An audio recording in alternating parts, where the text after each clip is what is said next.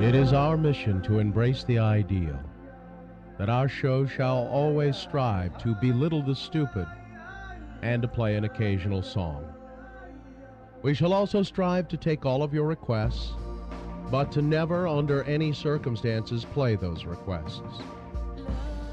It is our mission to offend as many people as we can in the shortest time possible. We shall always remember that no matter how pointless and stupid the things we say are, we shall present them in such a way that they will be lessons that will last a lifetime. We shall strive always to do nothing and to be mean. We shall strive mightily to always be the #1 morning show in Salt Lake, or, if not that, the #2 morning show, or at least somewhere in the top 15 or 20 morning shows. At least once a year, we shall go to someone's home, and we shall eat really good food, and we'll make you wish that you could be there to share it with us. And finally, it is our mission to always remind the listeners that we never lie, and we're always right. So let it be written, so let it be done.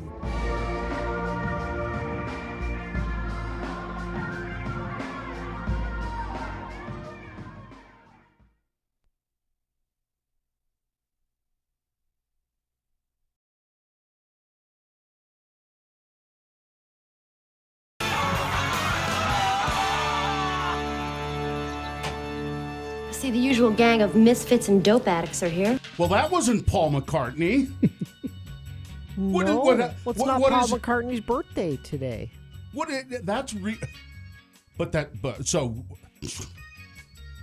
Yes. On this day, I know, yeah. Axl Rose was born. He is 56. In human years. That's a lot of miles for That's in human 56 years. if you look at him, boy. He's not been kind to himself. Yeah. Well, okay. But that was not Paul McCartney. No. That song had the benefit of being 3 minutes long. Yeah. Otherwise, the Guns N' Roses songs I don't think I've ever heard that. Really? Yeah. Oh, it's quite. Yeah, I like it a I think lot. it's an okay version. I thought it was actually great. Yeah. I don't recall ever hearing it, or if I did, it was kind of just. You tuned out Guns N' Roses. Well, no, I just heard "Livin'" and I thought, That's "Live and Let Die" by Paul McCartney, and I didn't listen. Yeah. It's there's all that orchestra in there and all of that. So they got an orchestra together, and it's nicely done. Mm-hmm. I'm very impressed. November Rain's got the whole orchestra in it. They did another song of theirs. What's it called? November Rain. November Rain. Very orchestral. Lots of orchestra in it. Well, I enjoyed it quite a bit. Yes. Hi. Huh? I'm shorts and flip flops today. Let me see. Yeah. See. Oh, you did it. I did it. It's a little cooler today, though. It is, but it was pleasant. Yes. I walked outside and went, "Oh, there's been a little skiff of rain." Yes. Rain overnight. It's February, and we had precipitation overnight. That was not snow. That was not snow. A little skiff of rain, and it was pleasant, and it smelled good. And I said, "Well, this is wrong, but at least I'm dressed for it." It felt the cool air felt good on my legs. My feet, I have no socks. I'm just wearing flip-flops. I think they're opening the pool on Friday because it will be 60. Tennis, anyone? Yeah, it's weird. It's stupid weather. Yes. Stupid. I don't like it. No, I don't either. But I'm going to dress for it from now on. It's if it goes back to winter at some point, and it could, I suppose. Although I don't know what the long-range weather models are showing, and I think it's probably not good. No. It's going to stay kind of this way. But if it goes back to winter, I'll have to put on at least shoes. Right now, Thursday and Friday, 61 both. Wow. Wow. Well, and I do hear people going, "Oh, isn't this nice? No. This is so wonderful." I mean, yeah, when I'm walking the dog, I'm like, yeah, okay, this is nice for that. But in the bigger picture, no, it's unsettling. Yep. Our water situation's going to be bad. Anyway, let's just try and let's power on. Try to be positive. That's right. Try to find a positive. I wish I could. Someday we may have beachfront property. Yeah, look, there you go. All right, let's get the show underway. This is not the real show. This is just this is the pre-show. This is the We have lots of giveaways today. All right, and well, we'll that's start right off with check-ins. We'll give away Stephen Page tickets during check-ins, and that's Stephen Page being the former lead singer, I guess of Bare Naked Ladies, a band which I always really quite liked, and I think people have the tendency to dismiss them as, they do these little cute novelty type songs.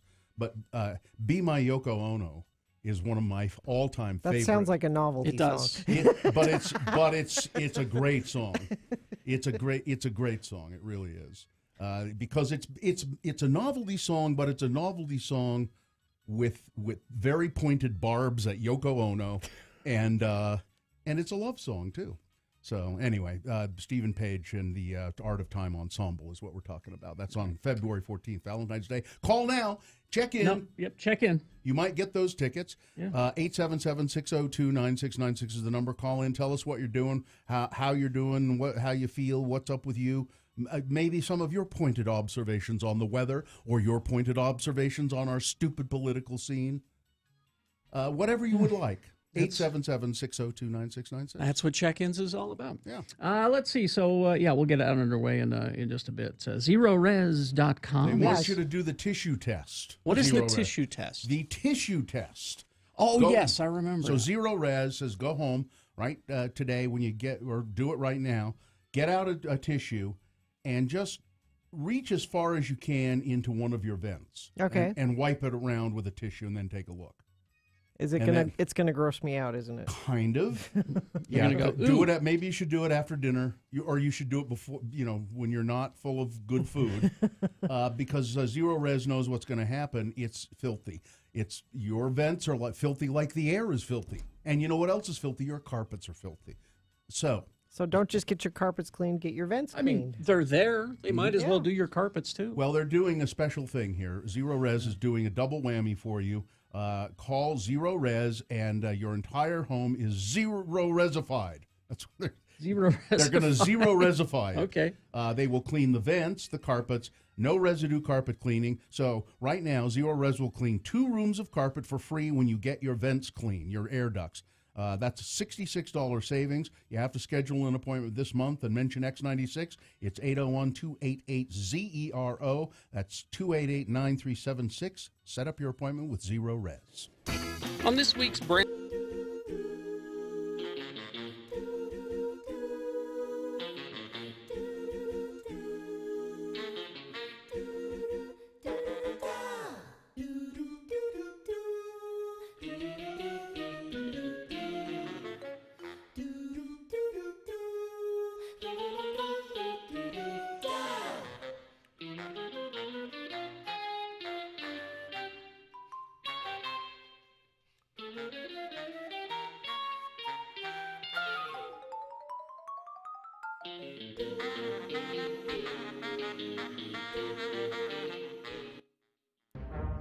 It is the 23rd century.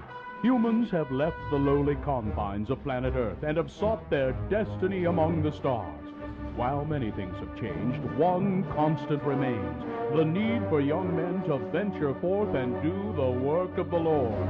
This is the tale of 2 such men who at the age of 19 have answered the call of their general authorities and are embarking on a 2-year mission to spread the gospel throughout the galaxy. This is the story of Space Elders!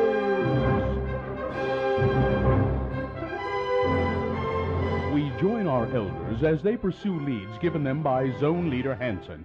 This episode finds elders Christiansen and Jensen trying to catch up to a rather well-known starship. Captain, scanners show 2 small one-man craft closing fast. Captain, they're hailing us. Analysis, Mr. Spock. Readings coming in now, sir. 2 single-occupant warp-capable 10-speed bikes. Spock, enough with the details. Who are they? There is a 99.7% probability they are LDS missionaries. Mr. Sulu, go to red alert. Evasive maneuvers. Arm photon torpedoes. Aye, Captain. No good, Captain. They're still closing in on us. Mr. Sulu, ready phasers. Phasers ready, sir. Damn it, Jim, don't you think that Starfleet would disapprove of you blasting away at unarmed missionaries? As much as I hate to agree with the so-called doctor, I believe his logic is sound on this matter. Don't bite me, you pointy-eared half-breed. Bones, that's enough. Report, Mr. Sulu. While you and the others were bickering about our strategy, we were boarded by the missionaries. Mr. Sulu, where are they now? Turbo lift number 7 en route to the bridge. Hi, my name is Elder Christiansen, and this is my companion, Elder Jensen. We represent the Church of Jesus Christ of Latter-day Saints. You know, the Mormons. We're here to ask you if you've ever heard of our church, and if so, would you like to know more? Spock, what does the computer have on these Mormons? Fascinating, Captain. Church founded in the 19th century, has grown steadily since, preach a belief system involving an eternal afterlife, and encourage their members to abstain from drugs, including caffeine, gambling, and sex outside of marriage. Elder Christiansen, is this accurate? Yep, the pointy-eared half-breed is fairly accurate. No sex outside of marriage. My God, how barbaric. We wouldn't be able to fill an entire hour of TV time if I didn't stop to have sex with green, large-breasted women with blue hair every week. It would cause some difficulties for the riders, Captain. Spock, see if you can sneak around behind them and use the Vulcan nerve pinch on them. Excuse me, elders, but you seem to have some lint on the shoulders of your dark suits. Let me be of assistance. Quick, put them on their bikes and beam them into deep space.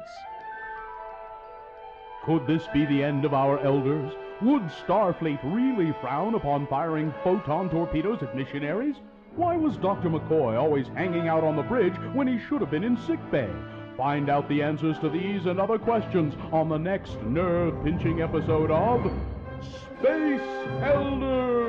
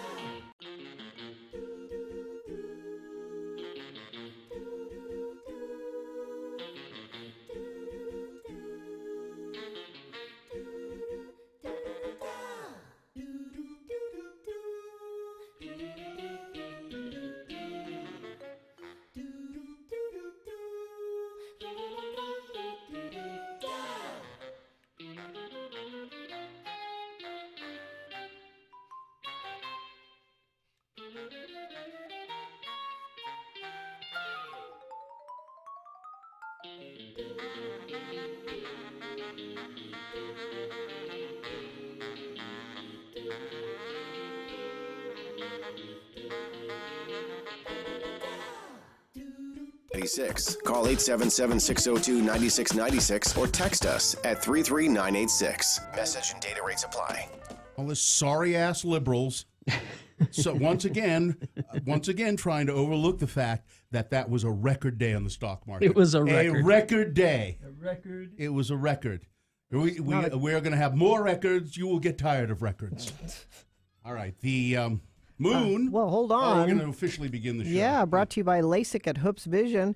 Now, this resolution's easy. Ask about 24 months, zero interest, and their See Clearly guarantee. Schedule your free LASIK consultation today, 877-30-LASIK, or go to hoopsvision.com. The moon is 61.1% of full. It is a waning gibbous moon. It will be completely gone on February 15th. It'll be a new moon. And today, The moon will set at 11:15 a.m. today. Oh, it's beautiful out there in the sky this morning. Kind of a half moon. Really nice when I got out of my car, come over across the street here. And today is, of course, Tuesday. It's the 6th day of February in the year of our Lord 2018. And this is North America's most derivative morning broadcast. It's the Radio from Hell show, starring the lords of morning radio. Kerry Jackson. Oh, work hat. There's his work hat, derivative of, I don't know who.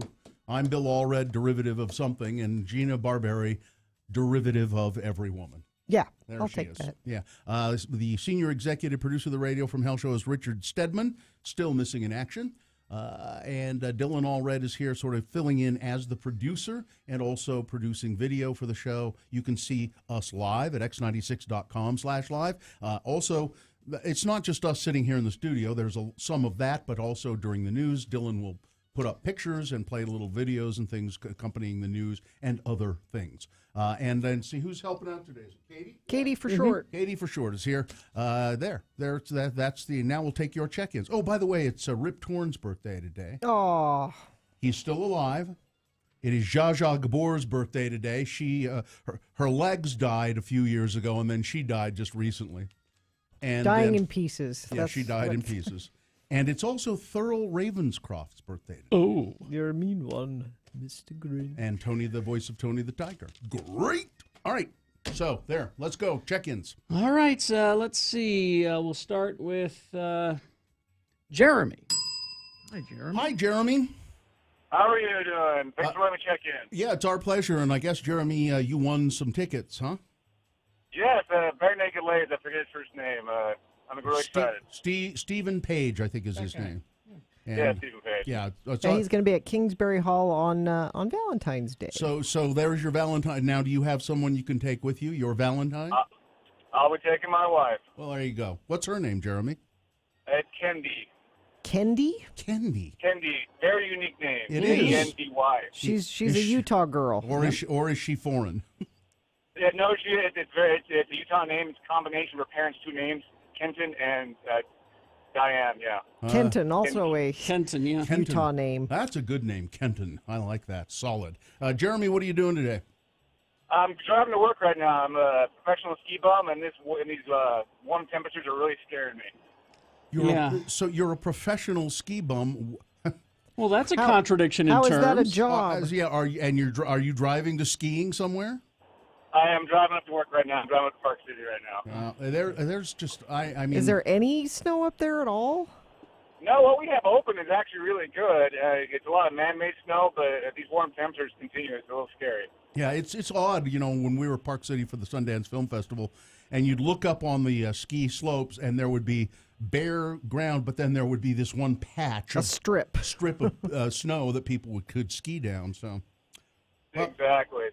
All right, Jeremy, we'll have a lovely day and go make some more snow. Pray for snow. All right. Exactly. Burn some skis. Do a dance. All right. Thanks. Thank you.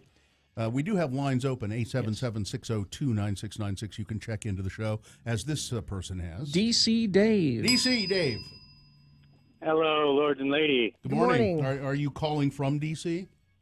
I actually am. It's kind of like time travel because I listened to yesterday's show on the podcast, and so I saw that the times were aligning for the call-ins from yesterday, and I thought, hell, let's travel into the future and call these guys, and I'll listen to it tomorrow. Wow. What would you like to say to yourself tomorrow? Yeah. Hang in there, buddy. Oh, Dave, sounds like you're having kind of a rough time. Are you all right? Well, he's in D.C. Well, in D.C., yeah. It's perpetual state of exasperation. He lives in the swamp. Yeah, what are you doing there? I work in patents. I work at the patent office. Oh, God, that's hardly enough to keep the mind alive. I bet you see Gene Simmons a lot. I bet you see Gene Simmons is there all the time, right? Patenting things, yeah. Well, when they say drain the swamp, I mean, it is true that Washington, D.C. was a swamp at one time. It is actual swamp land. Actual swamp? Yeah. Shouldn't they have gators then? Well, not that I've seen yet. All right, Dave. Well, go approve some patents. Keep the deep state alive, guys. All right. God bless We're working you. on it. Thank you, Mr. Soros. Let's see. Ogden Shut-In checking in. Well, if yesterday was a shot show, today was, well, that's an understatement. Daniela, the night nurse. I don't know what that means. Let's see. IT guy, almost missed the bus, checking in. Parts guy Mike, checking in. Let's see. Monica checking in. Looking forward to a fantastic day and an evening capped off by the Killers. Oh, that's right. That is tonight. Is that right? Yep, at the Vivint. Zach the Appraiser checking in. Tyler the Trash Man checking in. I only have 5 stops today, so feel free to half-ass it as much as I will. Tim the Tree Guy checking in. Let's see. HVAC Shin checking in. Looking forward to Black Panther. Live and Let Die is the song that won state for marching band when I was in high school. I bet that was awesome. Their marching band did Live and Let Die. I bet it sounded cool. Yeah. Well, it seems like one of those songs that a marching band could do. Black Panther, we haven't mentioned this because we're giving away so much stuff, but that guy brought up Black Panther. Yeah. And let's see. We have a screening. Yeah. We do coming up. Just because we brought it up, text MOVIES, MOVIES, to 33986, and you can join the movie club. And that's where you can find out about our screening for Black Panther, among other things. So, okay. Oh, so any kind in the future when we're doing screenings or giving away movie tickets. Only X96 Movie Club members have access to our movie premieres, advanced screenings, DVDs, Blu-ray releases, and more. Like Marvel Studios' Black Panther. It's in theaters Friday, February 16th. So we're doing a screening. So if you're a member of this movie club, it gives you a chance to be at the screening. And we're not going to tell just the general public when the screening is right now. Yeah, you have keep it a secret. Keep it a secret unless you're in that movie club. So text the word movie or movies. Movies. MOVIES to 33986. Right. Just since you brought that. Now, I'm attending a Don't You Know Who I Am screening on the 13th. So I will review it for you on the 14th. What if they tell you can't? I don't care. Honestly. My kids are they haven't gotten super excited about a Marvel movie even in a while. This one they are, but they keep asking me, when's that coming out? When's that coming out? Like I said, Sue actually said she wanted to see it. Which, is strange. It's going to be huge. All right. It already is. It's selling like crazy. I'm a little worried about it. I'm worried about its success. Gina just said it's going to be huge. Well, Carrie said it before. Okay. Carrie said it before. All right. Well, and the pre-sale ticket numbers speak differently. Right. I think that even Black Panther can't escape Gina's curse. Well, I hope. I hope. You should just be careful with that kind of statement. That's powerful. William Munson upset that I didn't open the show with Toto's Africa because it hit #1 35 years ago today. You're really upset about that? Just go to the grocery store. You'll hear it. You'll hear it. The frozen food aisle is where it comes Is that where you usually hear it? That's where it usually happens. Yeah. So I guess we'll have to do the show.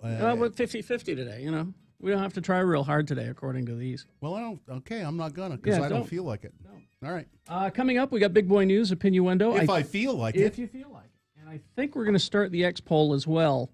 All these promos for the Olympics. They showed a bunch of them during the Super Bowl, and I wasn't that excited. And then I saw those and go, I want to watch that. So we're asking, what are your Olympic memories? Yeah, maybe it's when the Olympics were here. Maybe just watching something on TV. I have a great Olympic memory. It's like the first time I ever drank a bottle of Mount Olympus spring water. You remember the day? Yeah, I do. That's my Olympic Mount Olympus Olympic memory. Actually, Bill and I will have a few more Olympic memories than most people. Yeah, you guys have been to. How many have you been to? Let's see, Atlanta, Australia, Nagano, and Greece. Athens, yeah. So 4. So you guys will have some memories we'll share. And Salt Lake. And Salt Lake. 5. All right. Well, we'll get to news and the X poll coming up after these. Got to remind you, of course, next week is Valentine's Day. It is closing in on you. Is it in February this year? It is the 14th, Wednesday. But you don't have to wait till then to decide what you're going to do for Valentine's Day. Like I say, you could take 2 minutes right now and get it taken care of, and then you don't have to worry about it. Pro Flowers and Sherry's Berries have teamed up to help you really impress your Valentine this year with the Perfectly Paired collection. It's a one-of-a-kind gift. Your flowers and the dipped strawberries will arrive together in this beautiful, specially designed box. It'll keep your flowers fresh and your berries cold guaranteed. Right now, and you can save 20% on any one of their perfectly paired combinations or any other gift over $29 with the promo code X96. And it works. They came to my house. The box was just a little bit different than it usually is. The berries were there in a little separate section. The flowers were perfect. So you can do it. Take care of it. 2 minutes right now. Pick the delivery date. It's guaranteed. Customer satisfaction is always number one, or your money back. Hurry and order today. Valentine's Day is next week. The only way to get 20% off a perfectly paired gift over $29 featuring beautiful blooms from ProFlowers and freshly dipped strawberries from Sherry's Berries. Go to proflowers.com. Use the code X96 at checkout. That's proflowers.com, the code X96. Oh, yes, traffic. I forgot how to radio. Crash at the on-ramp from 23rd East to go westbound I-80. The right shoulder is blocked. It's a tricky curve there, so be aware of it if you're in that vicinity. Stalled semi-tanker blocking the right side of 12th Street exit ramp from northbound I-15. Use caution and stay to the left. Utah Presents brings Scott Sylvan, renowned illusionist, mentalist, and performance artist, on February 10th to Kingsbury Hall. Tickets at utahpresents.org. X96 gives you a 1 hour nonstop music wingding.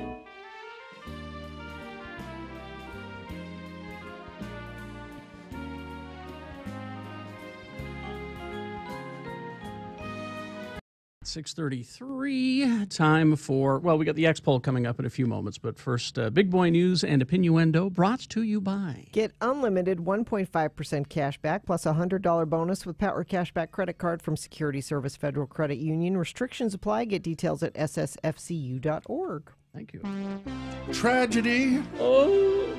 Tragedy. Yes. John Mahoney, dead at 77. He's now, he was buried in his chair, which is nice. John Mahoney played the dad on Frasier. No, he played the dad on Say Anything. That's the John Mahoney dad. He played the dad on Frasier, and he was the dad in Say Anything. He was the mean, bad dad in Say Anything. He was the grumpy but lovable dad in Frasier. He was in a lot of stuff. If you go look at his IMDb, he did a lot of things. He was a really good actor, and he was.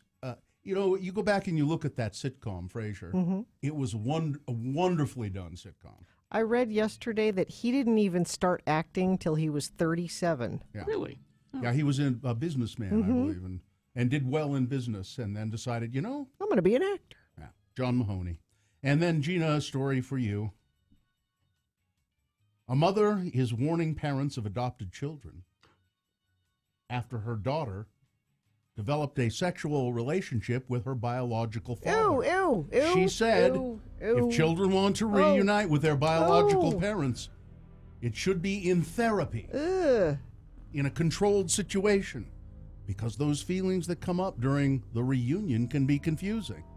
The mother showed photos to WTVR in Richmond, Virginia, or North Carolina, rather, of her daughter and ex-husband posing with their new baby. Oh, my God. No, Katie Plattle, Stephen Plattle, she's 21, he's 42.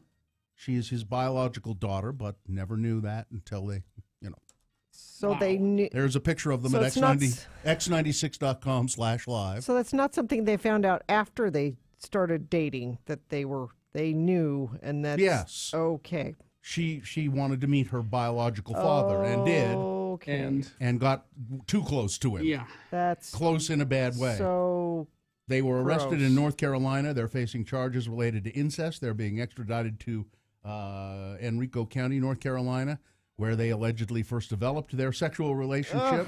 Stephen Plattle's ex-wife said she was 17, he was 22 when they had Katie and gave her up for adoption. But when Katie turned 18, she located her biological parents and developed a relationship. The biological mother said she moved in with him and called them mom and dad. But the mother ultimately moved out when she and Stephen decided to separate, and then, well. Oh, this is so messed up. Yeah, there you go. So also messed up, the biggest donor financially to the Utah State Legislature is Energy Solutions. Yes. They are the top donor. They give lawmakers, you know, campaign money. Energy Solutions. Used to be the Energy Solutions Arena. What do? They store nuclear junk and waste out in the desert in Clive, Utah, about 40 miles that way. So now Governor Herbert has repeatedly called for cutting the long list of tax breaks that the state gives to a variety of industries. But yesterday, the House voted to give $1.72 million in annual tax breaks to Energy Solutions, the biggest donor. Sure, that's not related at all. That brought protests from one environmental group and many House Democrats. Wait a minute. Oh, that's in error. Many House Democrats. There are not many House Democrats. A smattering of House Democrats? Just a touch, a pinch of House Democrats. But Republican supporters said Energy Solution needs the help to survive in an industry that's becoming more competitive. House members voted 61-11. That's your smattering of Democrats there. Yep. To pass House Bill 169, send it on to the Senate. The vote comes after Energy Solutions was the top single donor to members of the legislature last year. It gave a combined $67,700 to 43 different lawmakers, including $6,000 to the sponsor of the bill. Wow. House Majority Whip John Notwell of Harriman. Nothing to see here. Nothing to see here. No. It's perfectly on the up and up. Pay no attention. Yeah. It's fine. Also, the Utah House yesterday, again, these are House bills, still have to be approved by the Senate or come to some compromise with the Senate here in Utah. The House of Representatives passed legislation barring abortions sought because a fetus has been diagnosed with Down syndrome. This will be thrown out in any court in the land. And they were told that they were advised that by their attorneys, but they pass it anyway. So why do they do that? So they can go back to their constituents and say, see, I'm what anti-abortion. Look what I did. Look what I did. I made a useless gesture so that you would vote for me. How much money did I get from Energy Solutions? No, that doesn't have anything to do with it. No, that's I'm pro-business. Look at this abortion thing I did. Don't look at the money part. Look at the abortion thing I did for you. Here's another problem I have. So yesterday I went on record as being I'm not against Martha Hughes Cannon in any way, shape, or form. She was a terrific person in Utah's history. But the move to take the statue of Philo T. Farnsworth, the inventor of television, out of the Capitol Rotunda in Washington and replace it with a statue of Martha Hughes Cannon, I'm on record as not being in favor of that because TV. Martha Hughes Cannon was great, did a great started the first health department in Utah many years ago, but TV. Well, the drive to place that Utah statue in the Capitol to honor Martha Hughes Cannon, she was also the country's first, the entire country's first female state senator. Yeah. Impressive. Yeah. Major static Monday from a powerful fan of Philo T. Farnsworth. The powerful House Rules Committee chairman, Mike Noel of Kanab. Okay. I dislike everything Mike Noel stands for. So you're going to have to change now. Well, I don't know. No, you have to. I don't. If Mike Noel wants to keep the statue of Philo T. Farnsworth in the rotunda, I'm considering my position. I'm not. I just love television so much. See, I get a vibe from him that it's because she's a woman. No, of course that's why he's doing it. We can't have a woman there. He says, I think Philo's an amazing guy. I think everybody needs some time to find out what Philo did.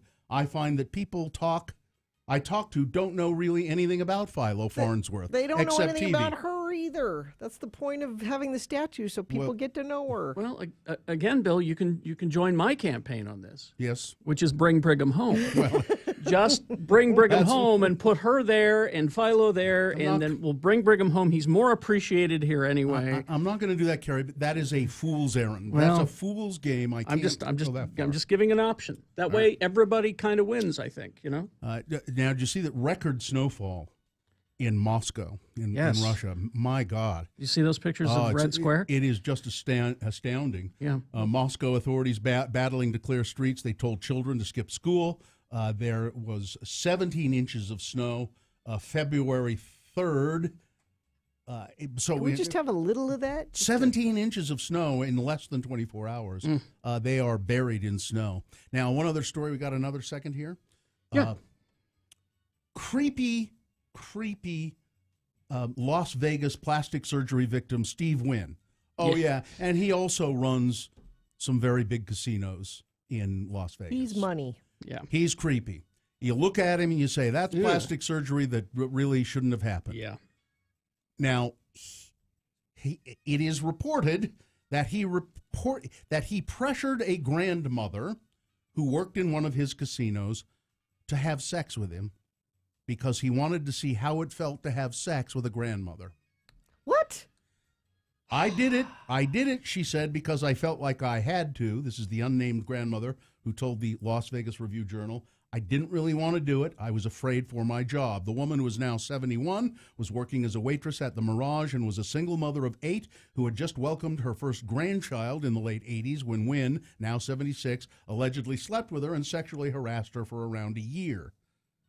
You have so many new and young girls to choose from, and having sex with you makes me feel terrible, the grandmother told Steve Wynn. Why don't you just leave me alone?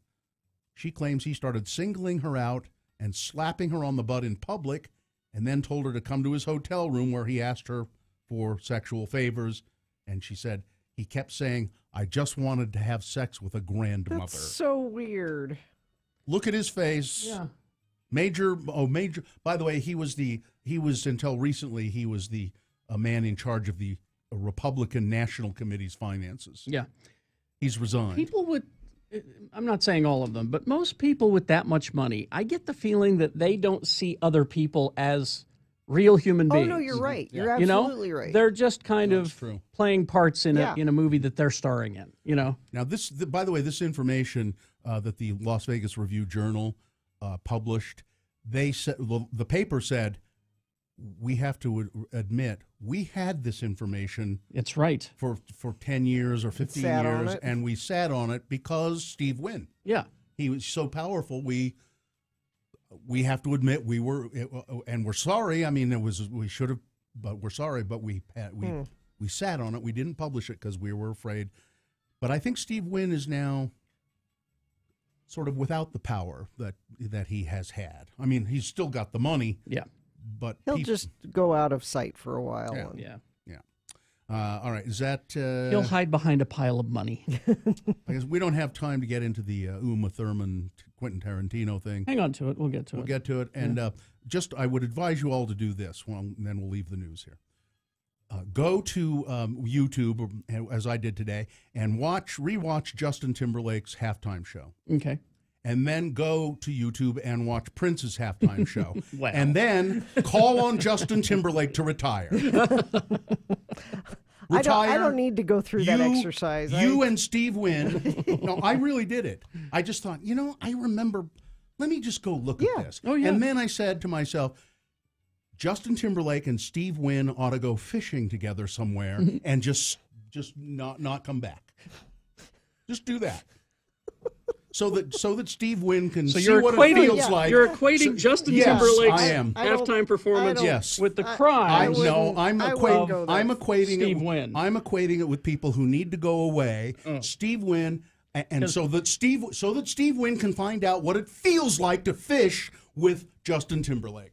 That doesn't make any sense. Yes, it makes perfect sense. Sports, weather, traffic. Let's see. Although he's, quote, embarrassed and regretful. Justin Timberlake? Adam Stalmach, a 24-year-old Goodyear, Arizona man, arrested for streaking on the 17th green at the Waste Management Phoenix Open, told Arizona's family, quote, it was worth it because he made people laugh. He spent 5 days in jail and a $1,500 fine. For streaking? And really? He said it was worth it. Please, it was a golf tournament. 5 days? These things are sacred. 5 days in jail and a $1,500 fine, and he still says he upset the rich white men. Okay, I did lots of streaking when it was popular in the 70s. All right, you never got arrested? No. Was it worth it? It was kind of fun running naked. Actually, it's pretty liberating. It's freeing. We were streaking on a lake canoeing one time in Pennsylvania. Weather brought to you by Climate Change, Extra Climate Change, and National Auto Plaza. Who builds the best trucks? National Auto Plaza does. Lifted accessories you haven't even thought of yet, all to take your next adventure to a whole new level. It's 51 today. Bill's wearing shorts and flip-flops. Yep. Crash on the on-ramp from 23rd East to go westbound I-80. Also a stalled semi-tanker blocking the right side of 12th Street, the exit ramp right there. And I think that's about it. If you see something, you can always text it to us. Let us know if you're having issues this morning traffic-wise, 33986. Oh, that's the X-Poll music. Is it sponsored? No. Okay. The Radio from Hell X-Poll. We need your input. We'd like your input with the Olympics coming up, the Winter Olympics coming up in South Korea.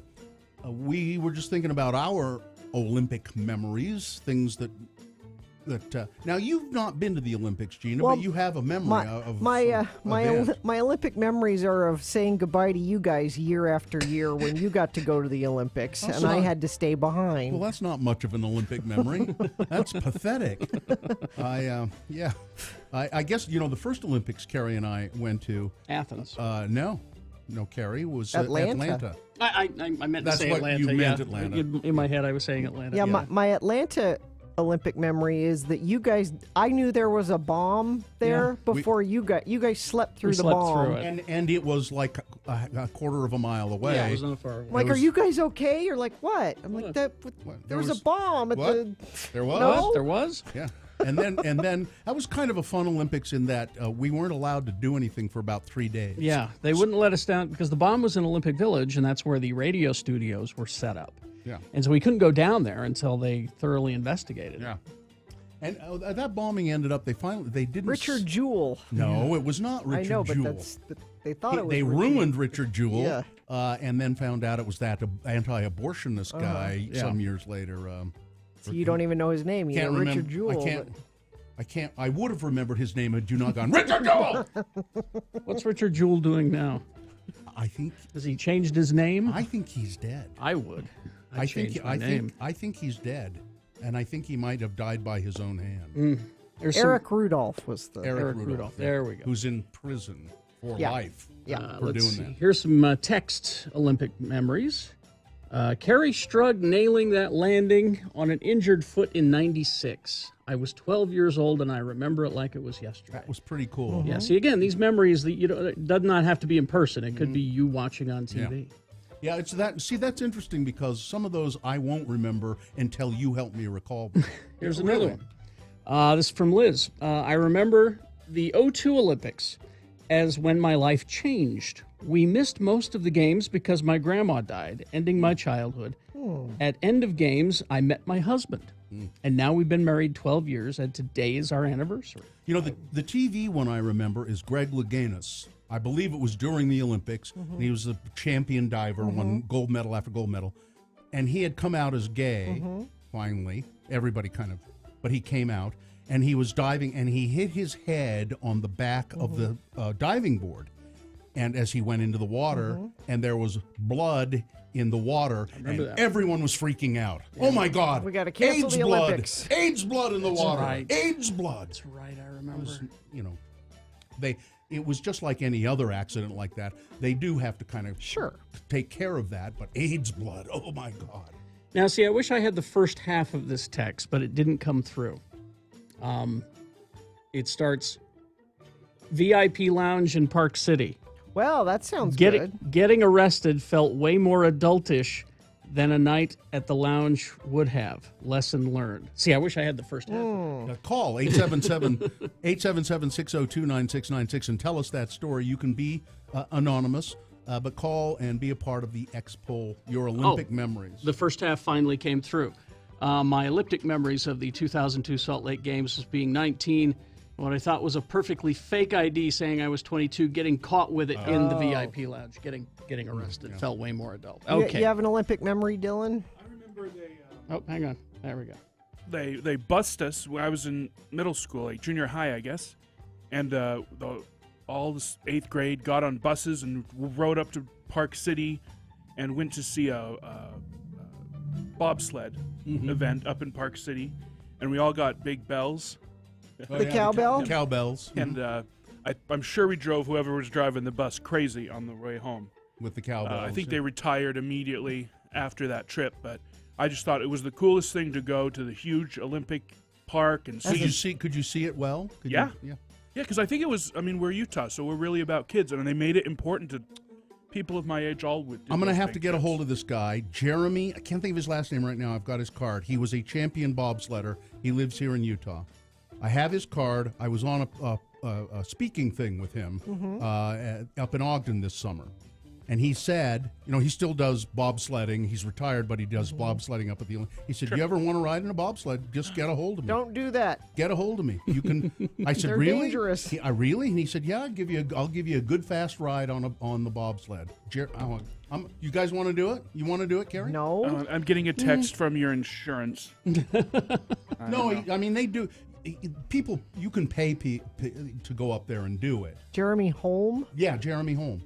He does motivational speaking, and he's really just a great... I bet he could not motivationally speak me into a bobsled. Oh, come on. Come on. Jeremy, let's see how slow we can get a bobsled to go. Let's start a new record for the slowest bobsled ever. I think I've got his card right in here. I'm going to get a hold of him, and I'll go do it. You sure? There'd be claw marks all the way down the track of my... I don't know. I'd have to think about it.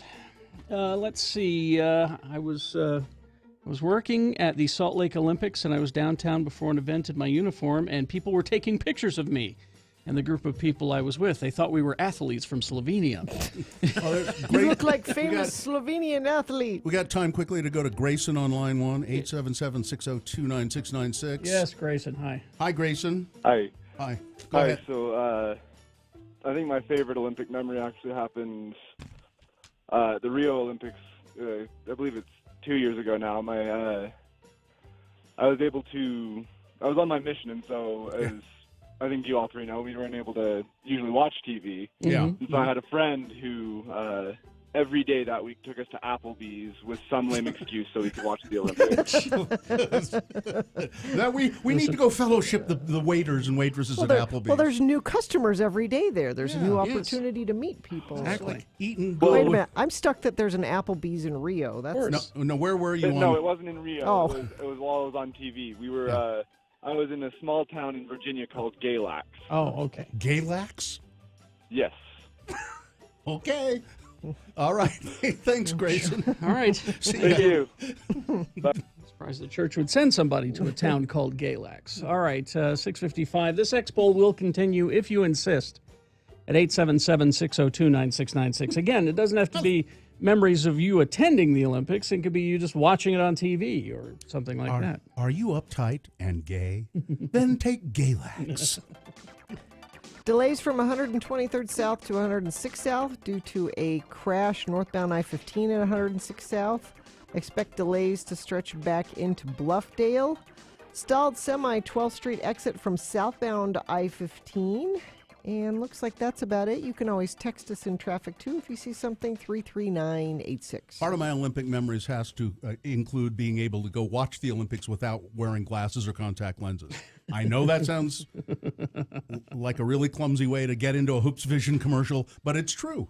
To be able to do those kinds of things, to travel, to go without having to worry about. Oh yeah, traveling with your glasses and contacts, that's a pain. And if you break your glasses, if you lose your contacts, then what do you do when you're in a foreign country? So go to Hoops Vision. That's what we want to tell you, and talk to them about getting laser eye surgery. And again, I've been hesitating to even call it surgery lately, because that conjures up images of knives I think procedure scalpels is the word to use. Yeah, it's there's really it's fast.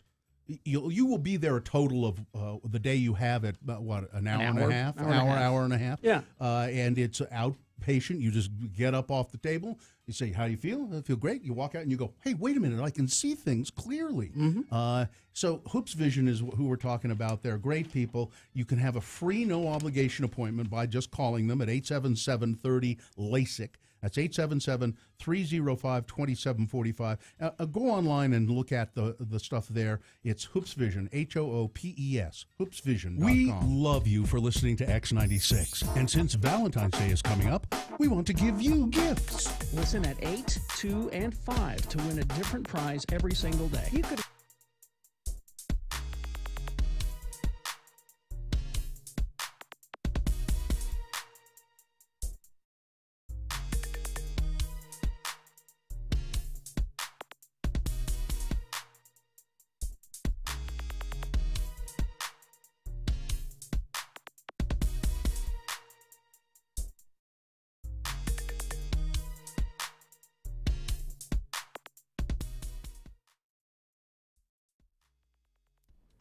Hello, I'm Kerry Jackson. And I'm Bill Allred.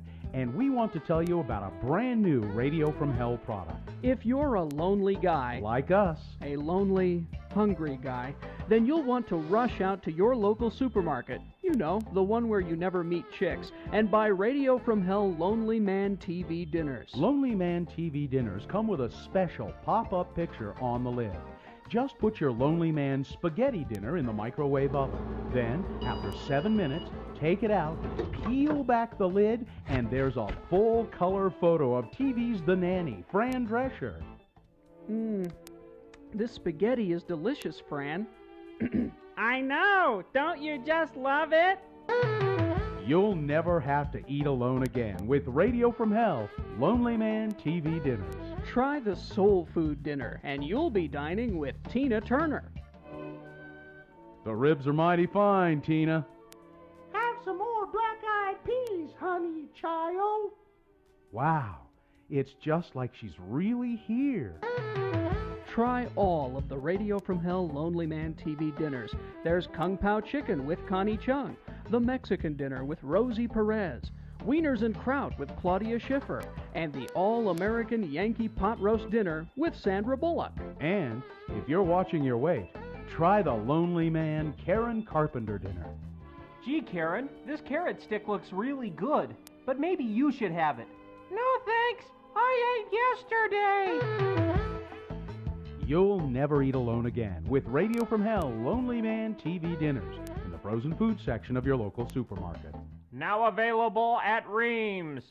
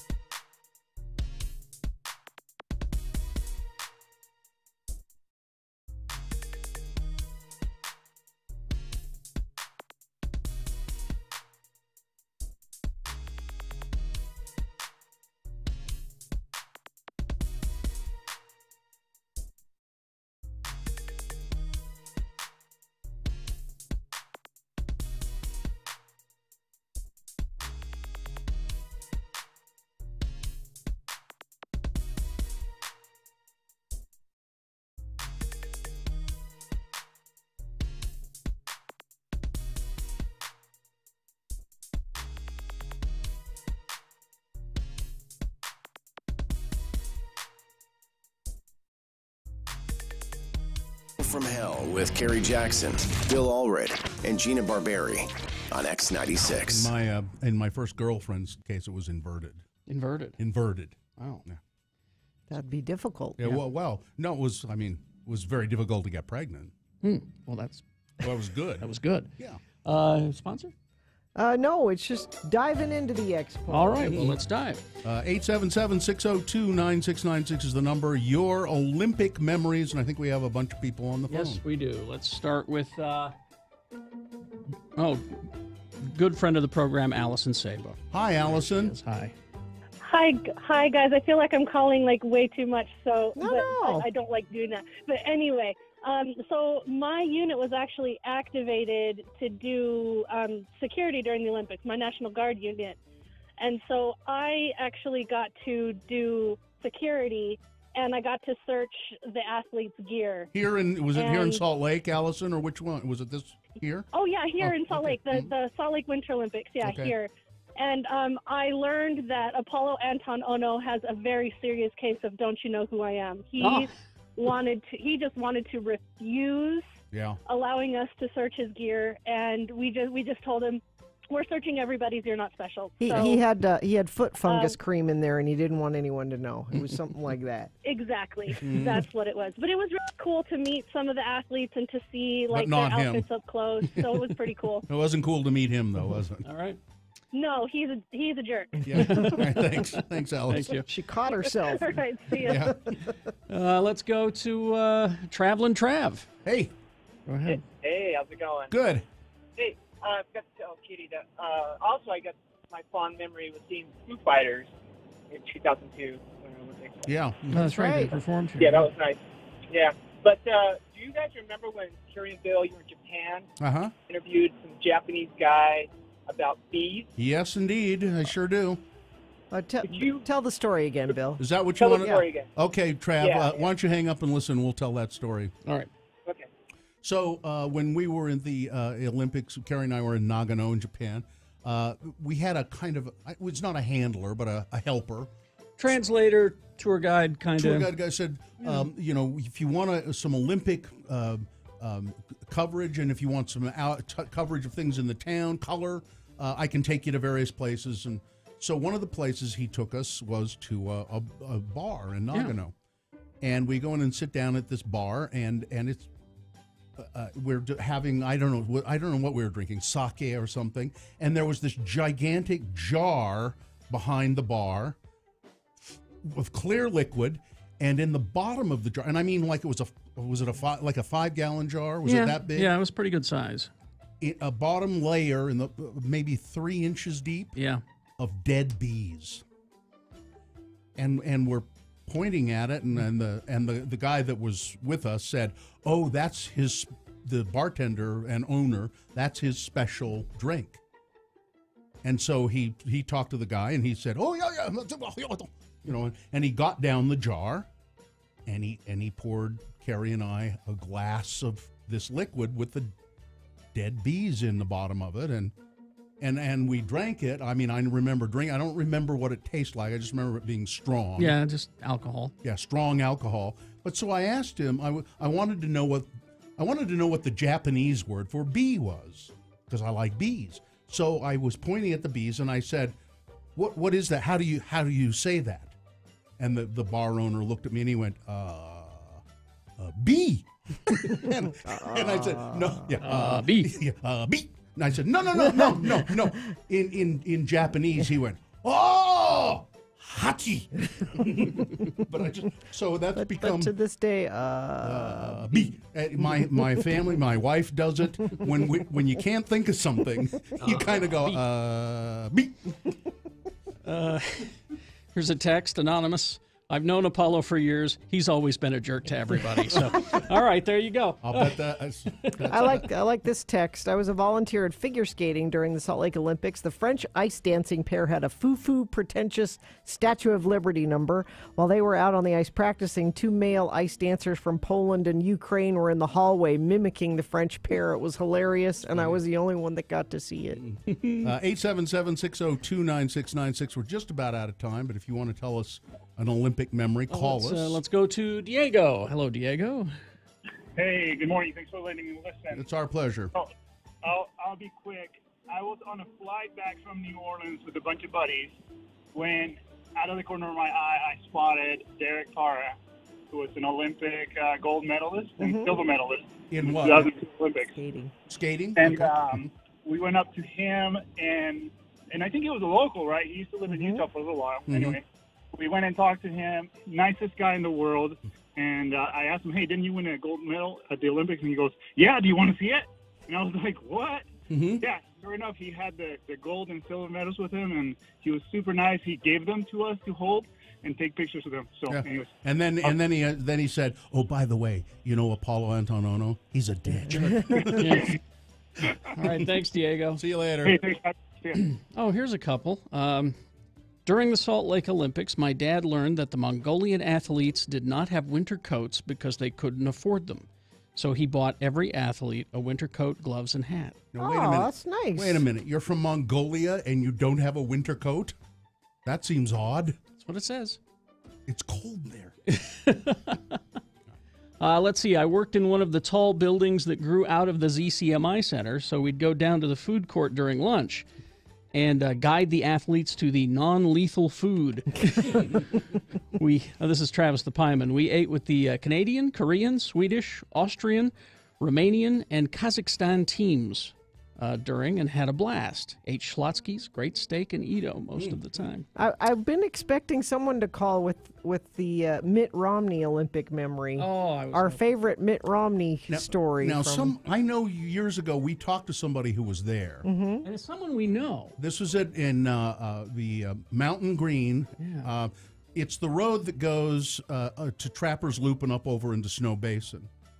And to this day, it's a small country road. Yeah. Now, when you get onto Trappers Loop, it's a little wider and more easy to travel. But you get off I-80 if you're not familiar with the area at Mountain Green, and it's maybe 2 miles to the Trappers Loop, and that 2 miles is very narrow.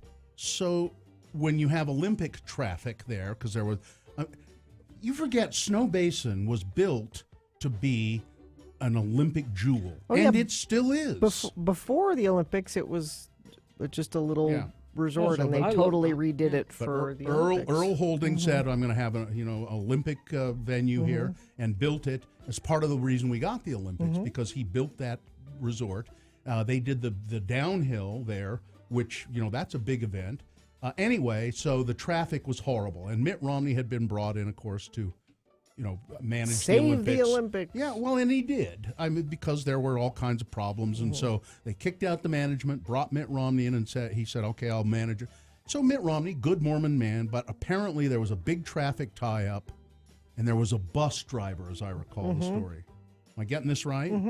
And the bus driver was causing the traffic to be kind of clogged up, and there are reports that Mitt Romney used many foul words, including the F-bomb. Which I like this story because it's a human story of Mitt Romney. Yeah, and you don't hear about him when it's been brought up to him, which is not often. He's not denied it. I lost my temper. I'm glad he has the capability to be human sometimes. I have so many Olympic memories. They would give us tickets to go to events, and I didn't think that I would enjoy the powerlifting.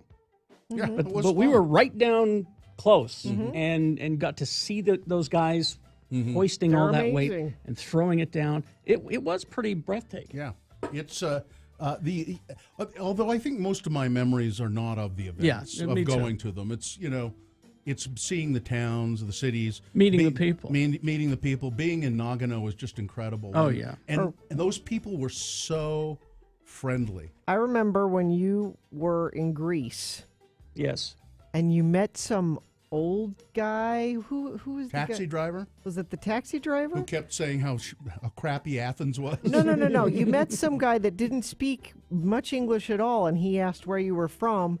And you said Salt Lake City, and he said, "Oh, City of Mormon." Well, of course. Because that's all we're known for. Yeah. Oh, City of Mormon. Did you guys get to see any opening or closing big ceremonies? Yeah. What is that experience like? That's something. Those are some amazing shows. I remember the one in Australia. Australia was pretty because cool. I got to see Elle McPherson. Yes. Elle the Body McPherson. Oh. No, we've seen at least two. Either opening or closing. Certainly closing, Sarah. No? I don't remember if that was opening or closing. Yeah, I don't remember. But, I think you usually were opening because you usually came home before. You weren't there for the whole That's true. time. You'd be there for the first week. And then. Or sometimes we were there for the second week. So I still have, and we got to wrap this up, I still have, it's one of my favorite little tchotchkes of all time. It's a little ceramic tiger that's green with a hole in his back. And what it is it's a toothpick holder. Oh, I remember we were in a Japanese noodle parlor or something like that, and there was a little kid there with his mother, and we had all these Olympic pins. And so I saw the kid, and I thought, well, give him an Olympic pin. And the mother was just like, oh, I have to give you something back. And she was just insistent. And she's going through her groceries. She was on her way home. And you're like, no, it's okay. Like, no. and she brought out this little glass tiger, and I told this to somebody, and they said, oh, no, you don't understand. It's cultural. If you give a gift, you have to give one back. She had no choice, basically. I remember going to I still have that. The Zen Buddhist monastery there. Yes. I mean, just with all the cats. Yeah, it was so great. It was great being in the countries to see these things. Anyway. Matsumoto. Crash eastbound 90th South, 37th West in West Jordan. The right lane is closed there. Crash off-ramp southbound I-15 at milepost 257. That's Main Street in Spanish Fork. Crash southbound I-15 200 north in Kaysville off to the right shoulder. Crash northbound I-15 110th south in Salt Lake. Left lane is closed there. That's traffic brought to you by Get Unlimited 1.5% cash back plus a $100 bonus with Power Cashback credit card from Security Service Federal Credit Union. Restrictions apply. Get details at ssfcu.org. Matsumoto. We have boners round one coming up. Here are your candidates. Boner candidate number 1. Somebody took my damn smokes. Boner candidate number 2. Hair highlights. Not on our watch. And boner candidate number 3. All of them Jesus flu shots. All right. Oh, good. I'm glad you found that. Let's see. So you got round one of the boner voting coming up along with Big Boy News. Got to tell you about New Duello. New Duello, just text the word money to 62687, and you will get back information about down payment, gift money, grant money that you can put down on a home. It's not just information. You'll get back a questionnaire, and it's just 7 questions. It won't take you very long to fill that out, and if you can answer all of those questions affirmatively and truthfully, you could be eligible for this grant money. That's the kind of information I'm talking about right there. Money to 62687. New Duello is the company, our friend Lawley there. This is for home buyers, but home sellers can find this to their advantage as well.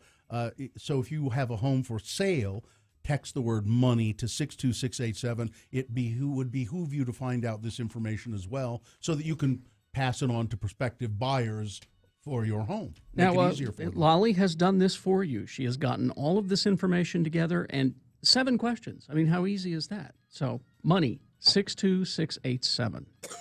Research from the University of British Columbia suggests that air pollution is the 4th leading cause of death globally, and the air we breathe in Utah is some of the worst in the world. That's why Broadway Media is presenting a special 1-hour broadcast across all 7 of our local Utah radio stations. This special broadcast will be Friday, February 16th at 9 a.m. and is presented commercial-free by Rocky Mountain Power. Find out more about the air we breathe and how you can become an air hero at BroadwayMedia.com.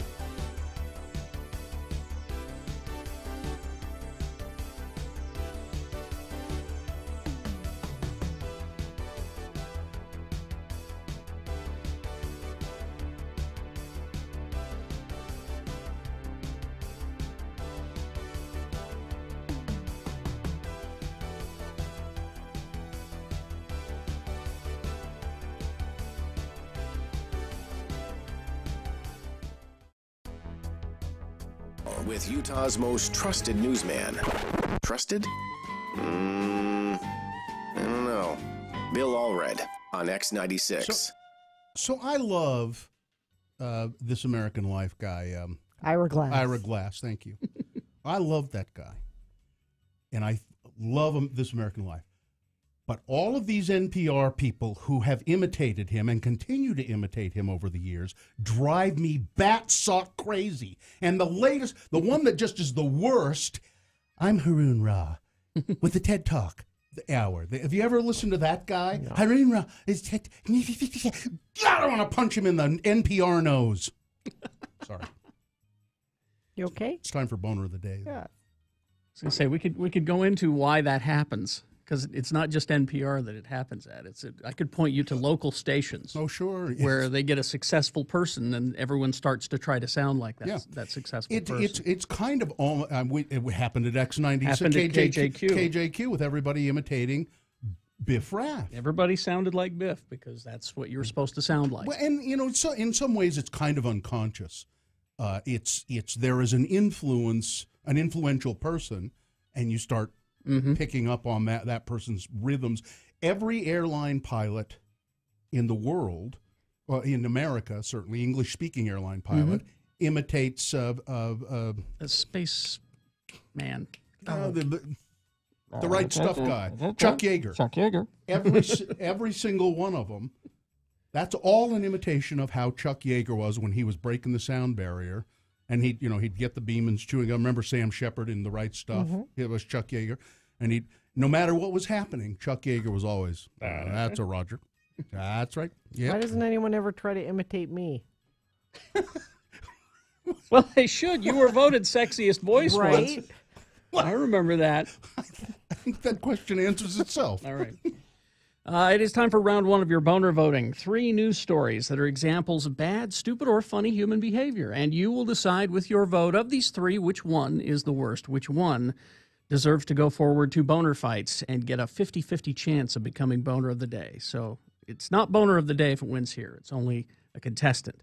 So 2 candidates now, then a third after the big boy news. Once you've heard all 3 you'll vote. One of you lucky random boner voters will receive. I can't buy it, gotta win it. Radio from Hell boner t-shirt courtesy of Excel Automotive Repair, Radio from Hell's official auto mechanics. Don't buy a lemon. Try Excel Automotive's $50 bumper-to-bumper used car checkover before you buy. Limit 2 cars per $50.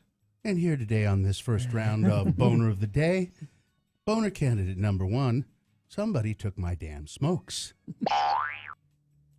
A man was angry, a Salt Lake City man, angry, because as he said, quote, somebody stole my smokes. Well, he is now facing potential felony charges for shooting his gun to vent his frustrations. On Saturday, the 43-year-old man came, and this is a quote, came home from a bar, and then I was mad because I went inside and somebody had stolen my smokes. They're expensive.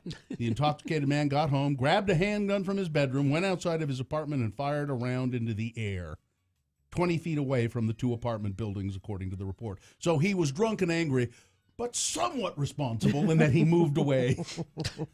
The man was arrested for investigation of illegal discharge of a firearm and being intoxicated. He could be formally charged with a felony if the district attorney's office files the same charges he was booked for.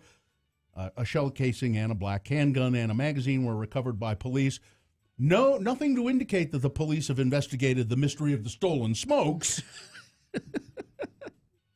That's boner candidate number 1. Somebody took my damn smokes. Here's boner candidate number 2. Hair highlights? Not on our watch. Haskins, Ohio.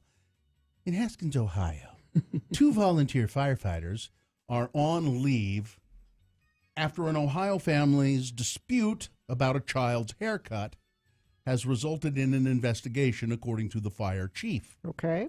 It stems from a Facebook post by the girl's mother. There it is. Which, there's a young girl. Oh, they blurred her face in this one. That's good if she's a minor. There are other pictures that were out there, but it infers that her daughter's long hair was cut dramatically short.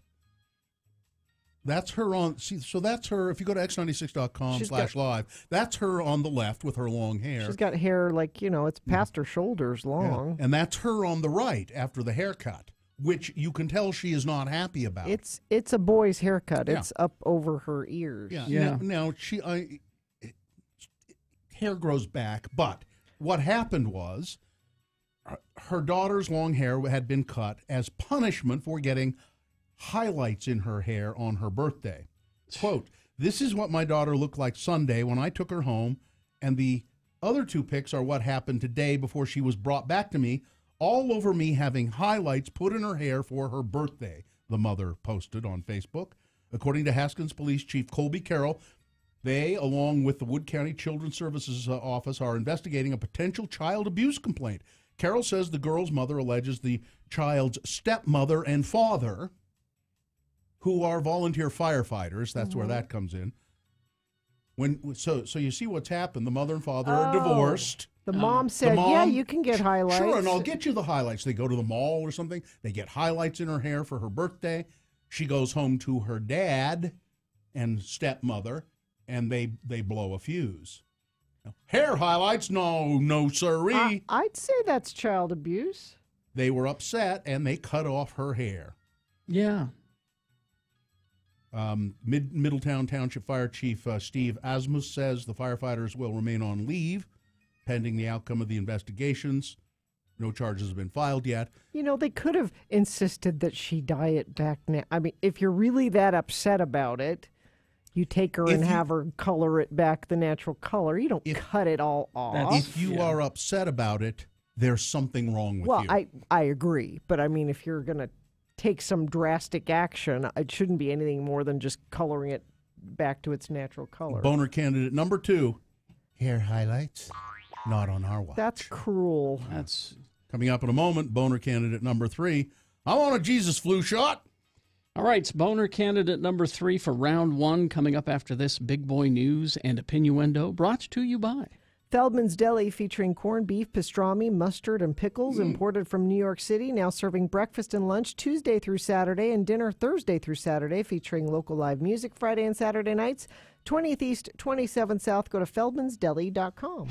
There's so many good boner candidates today that I couldn't get to them all. I couldn't do them all. I mean, for instance, the mayor of Nashville, Tennessee. This woman, mayor of Nashville, Tennessee, she had an affair, an extramarital affair with a security chief. Her security chief, I guess, was the highway patrol or whatever. Somebody on her security detail had an affair with him. But, hey, we didn't use any taxpayer dollars for this. Well, okay. So it's okay, I guess, then? or, carry on. I just, there are just too many excellent boner candidates. But let me do this story for you, Gina. A cousin of a Canadian billionaire who was found murdered with his wife in their home has bizarrely claimed to have had fantasies about decapitating Barry Sherman and rolling his bloody head around a parking lot. That's pretty specific fantasy. This startling admission, made during a TV program set to air on CBC Friday, came after Kerry Winter reportedly failed a lie detector test about his past claim that Sherman had approached him and asked him to kill his wife, Honey. Murder. By the way, I think it's really convenient to have a wife named Honey. Yeah. Because you can just say, hey, Honey, Honey. And that's her name. The Shermans were found dead in their mansion. So Honey and her husband, Barry, found dead in their mansion near Toronto on December 15th. Police ruled the deaths a double homicide. Quote, I would talk about killing Barry, and it was very graphic, Mr. Winter said, recalling conversations he had had with a psychiatrist.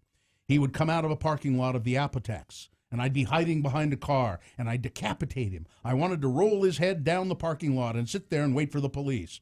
Mr. Winter told the Toronto Sun that he's a recovering addict, and he said on the day the Shermans were last seen alive, Gina, he had left a Cocaine Anonymous meeting and went home and fell asleep. How convenient. Murder.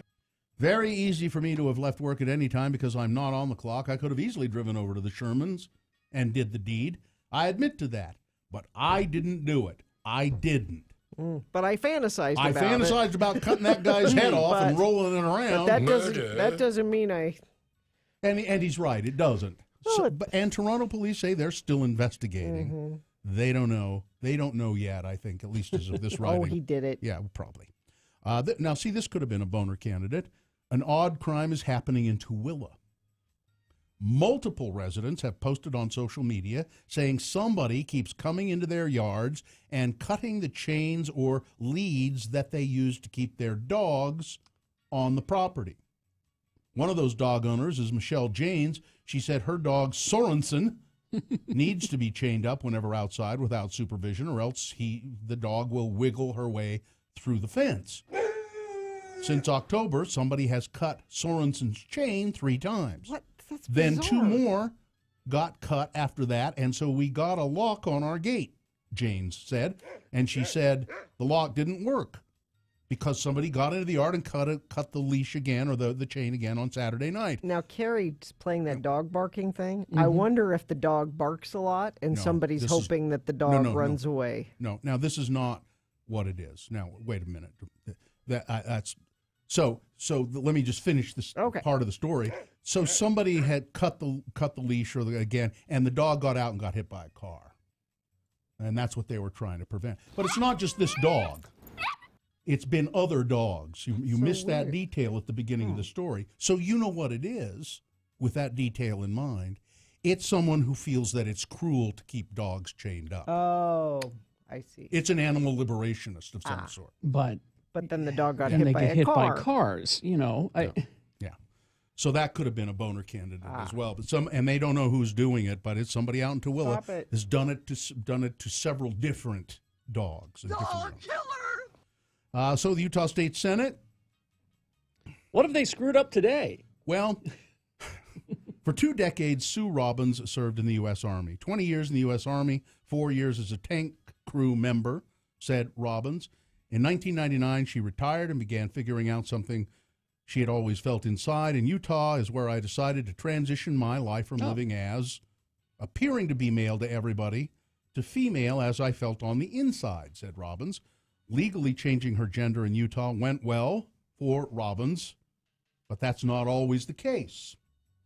As I've talked to people around the state, what I found is that some judges are granting petitions for gender change, but some judges are denying petitions for gender change, said Senator Todd Weiler of Woods Cross.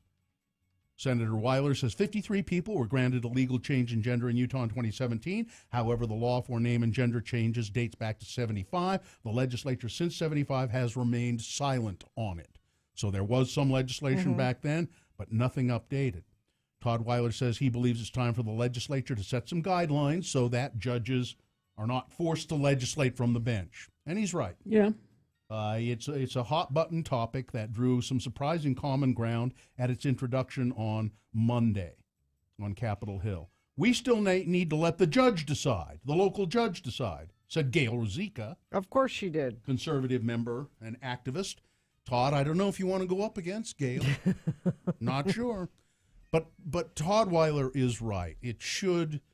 So now, when you go before any judge, you're going to get the same treatment. Same treatment. Now, hopefully that treatment is good. Yeah. Positive. That's the question. This can be a problem when you start bringing up legislation like this. Yeah. People go, well, wait a minute. Which way is it going to go? Wait a minute here. So it'll be interesting to see how it's a gender bill, how this goes in the Utah State Senate. But Todd Weiler, I would commend him for tackling this situation. We'll see how it goes, though. Yeah. Let's see. So I don't know. Do we have time to get into this story? It's the missing couple. This young couple here in Utah. We only have just less than a minute. Let me do something else then quickly. We'll save that for the next news. But here. Okay. How to avoid being ripped off So Hamilton tickets, it's been announced that they're going on sale. February 9th is when they go on sale for the performance of Hamilton here at the Eccles Theater here in Salt Lake City. And the people who sell the tickets here, are good friends of Bruce Graniff and Steve. So they want to make money on this, and they are selling the tickets at fair prices. Prices range from $75. I'm surprised they're that cheap. To $165, and then there are some special like $300 premium seats you can buy. So I think these guys do that thing well. They but they said, look out. There are going to be people trying to sell you tickets that are not really tickets because this is such a hot item. So third-party websites will sell tickets for more, sometimes hundreds of dollars more than face value, and they may be legitimate tickets that scalpers have bought up, right? And you'll see those. But be really careful. Bruce Graniff says it's not just the tickets that are posted for sale that are being stolen. People get excited when they get tickets and turn to social media to show off the tickets. Oh yeah, don't take a picture of them because they can make fake ones out of your picture. Yeah, so don't do that. Don't get ripped off when you're buying them. Weather, traffic. Brought to you in part by Climate Change, and get unlimited 1.5% cash back plus a $100 bonus with Power Cashback credit card from Security Service Federal Credit Union. Restrictions apply. Get details at ssfcu.org. Warm 51. Oh, you think that's warm? Wait till it's 61 on Thursday and Friday, and we have no winter, and you don't deserve a winter, apparently. Crash eastbound 90th South at 37th West in West Jordan. The right lane is closed there. Crash at the off-ramp southbound I-15 at milepost 257 Main Street in Spanish Fork. Crash southbound I-15, this is 200 north in Kaysville off to the right shoulder. And a crash causing some pretty severe slowage northbound I-15 at 110th South. Wreck your ride, trust Everest Collision to put your needs on top. Download the Everest Collision app and start your claim. They'll take it from there with locations in Salt Lake, Sandy, Ogden, and Tooele or everestcollision.com. All right, here's boner candidate number 3. Jesus flu shot. By the way, the flu this year is really bad. There are, I don't have the numbers right in front of me, but hundreds of children have died as a result of the flu. And adults have died as a result of the flu this year. It's bad. Well, a controversial minister linked to President Donald Trump said that flu shots aren't necessary when you have Jesus. You mean good Christian people that believe in Jesus don't get the flu? Inoculate yourself with the Word of God, urged Gloria Copeland, who with her husband co-founded the Kenneth Copeland Ministries in Texas. Both are serving on Donald Trump's Evangelical Advisory Board. While health officials continue to urge people to get flu shots during a season that has been marked by widespread illness, Ms. Copeland told followers that faith in Christ is all they really needed. Quote, "Well, listen, partners, we don't have a flu season," she said in a video posted online by Right Wing Watch, "and don't receive it when somebody threatens you with everybody's getting the flu. We've already had our shot. He bore our sickness and carried our diseases. That's what we stand on." She said the faithful who don't have the flu can ward off the flu by repeatedly saying, "I'll never have the flu. I'll never have the flu." Keep saying that. That's a prayer to Jesus. What an irresponsible, dangerous... "Flu, I bind you off of the people in the name of Jesus." Jesus himself gave us the flu shot, she said. He redeemed us from the curse of the flu. And we receive it, and we take it, and we are healed by his stripes. Amen. People could potentially die because I'm serious. Yep. Some little old lady watching that going, well, I guess I'm... Boner candidate number 3. I want a Jesus flu shot. All right, let's review the first 2 and vote. Boner candidate number 1. Somebody took my damn smokes. That's why I went outside and shot my gun in the air, said the Salt Lake City man. By the way, no word from Sim Gill's office on whether they're investigating who stole the smokes. No, they're going to charge this poor victim of a crime. Anyway, boner candidate number 2. Hair highlights, not on our watch. Mother saying her teenage daughter's hair was chopped off as punishment by her father and her stepmother. The mother got the daughter hair highlights for her birthday. She went home to her dad and stepmother, and they cut off all of her hair as punishment. And boner candidate number 3, I want a Jesus flu shot. All right, let's go. This is round 1 of your boner voting. You've got to decide which of these 3 is the worst. Which one deserves to go to Boner Fight and get a 50-50 chance to become Boner of the Day. It'll go up against the winner of round 2. Round 2 at 8:20 and Boner Fight at 9:20. That's when Boner of the Day is decided. So decide who wins this round, 1, 2, or 3. The candidate number you think should win, put that number in the message of a text, and then text that to 33986. Or you can call 877-602-9696. I think Katie's taking votes in the producer's booth. Or you can go to x96.com and look for the box. This is February 6 Boner Voting and vote there. Less than 300 seconds to do it, though, so let's go. It's round 1. Stay tuned for a 1-hour nonstop music wingding right after Radio from Hell on X96.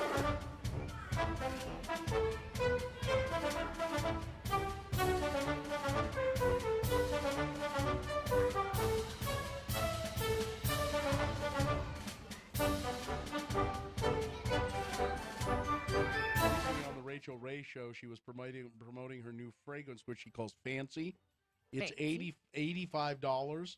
She sprayed some in the air and then started naming all the benefits. The main one was that it allows you to fart and nobody can smell it. That's a selling point. That's what she said. She said if you're in an elevator and you're wearing this perfume. She's a classy one. Do they have a guy's version? Because, boy, I tell you, I'm holding... You want to wear something called Fancy? I'm holding one back right now, and I don't want to... Go ahead. I don't want to hurt you guys. Go ahead. Go ahead. No. Go on. Why? Do it. Go do outside. It. Come on, Don't. chicken. Come on, do it. Don't. Do it. Not chicken. I'm just not sure you really want Do that. it. Why do you want him to do that? Do it. I don't believe him. I don't believe he's holding one. I believe he always has one ready. And I don't believe he just put the microphone down. Don't do it. I'll leave the room. And I don't believe it's going to be as bad as you say.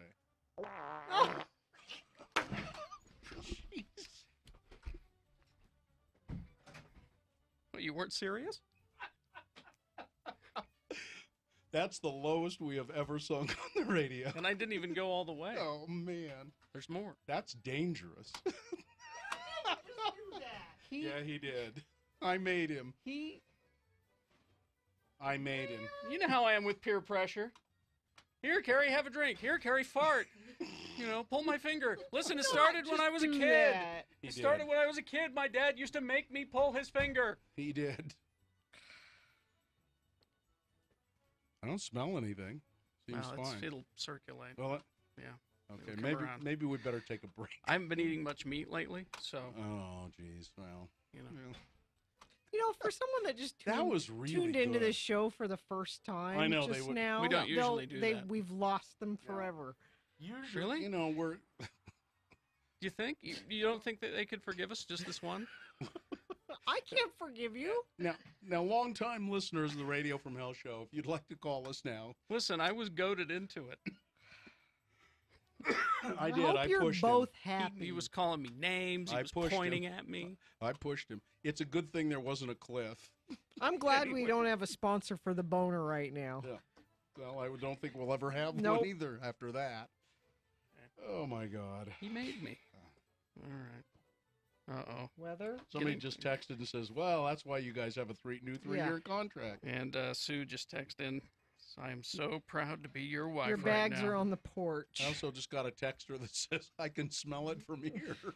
It really is bad. Is it? Well, I've been holding it all morning. I haven't had a chance to leave.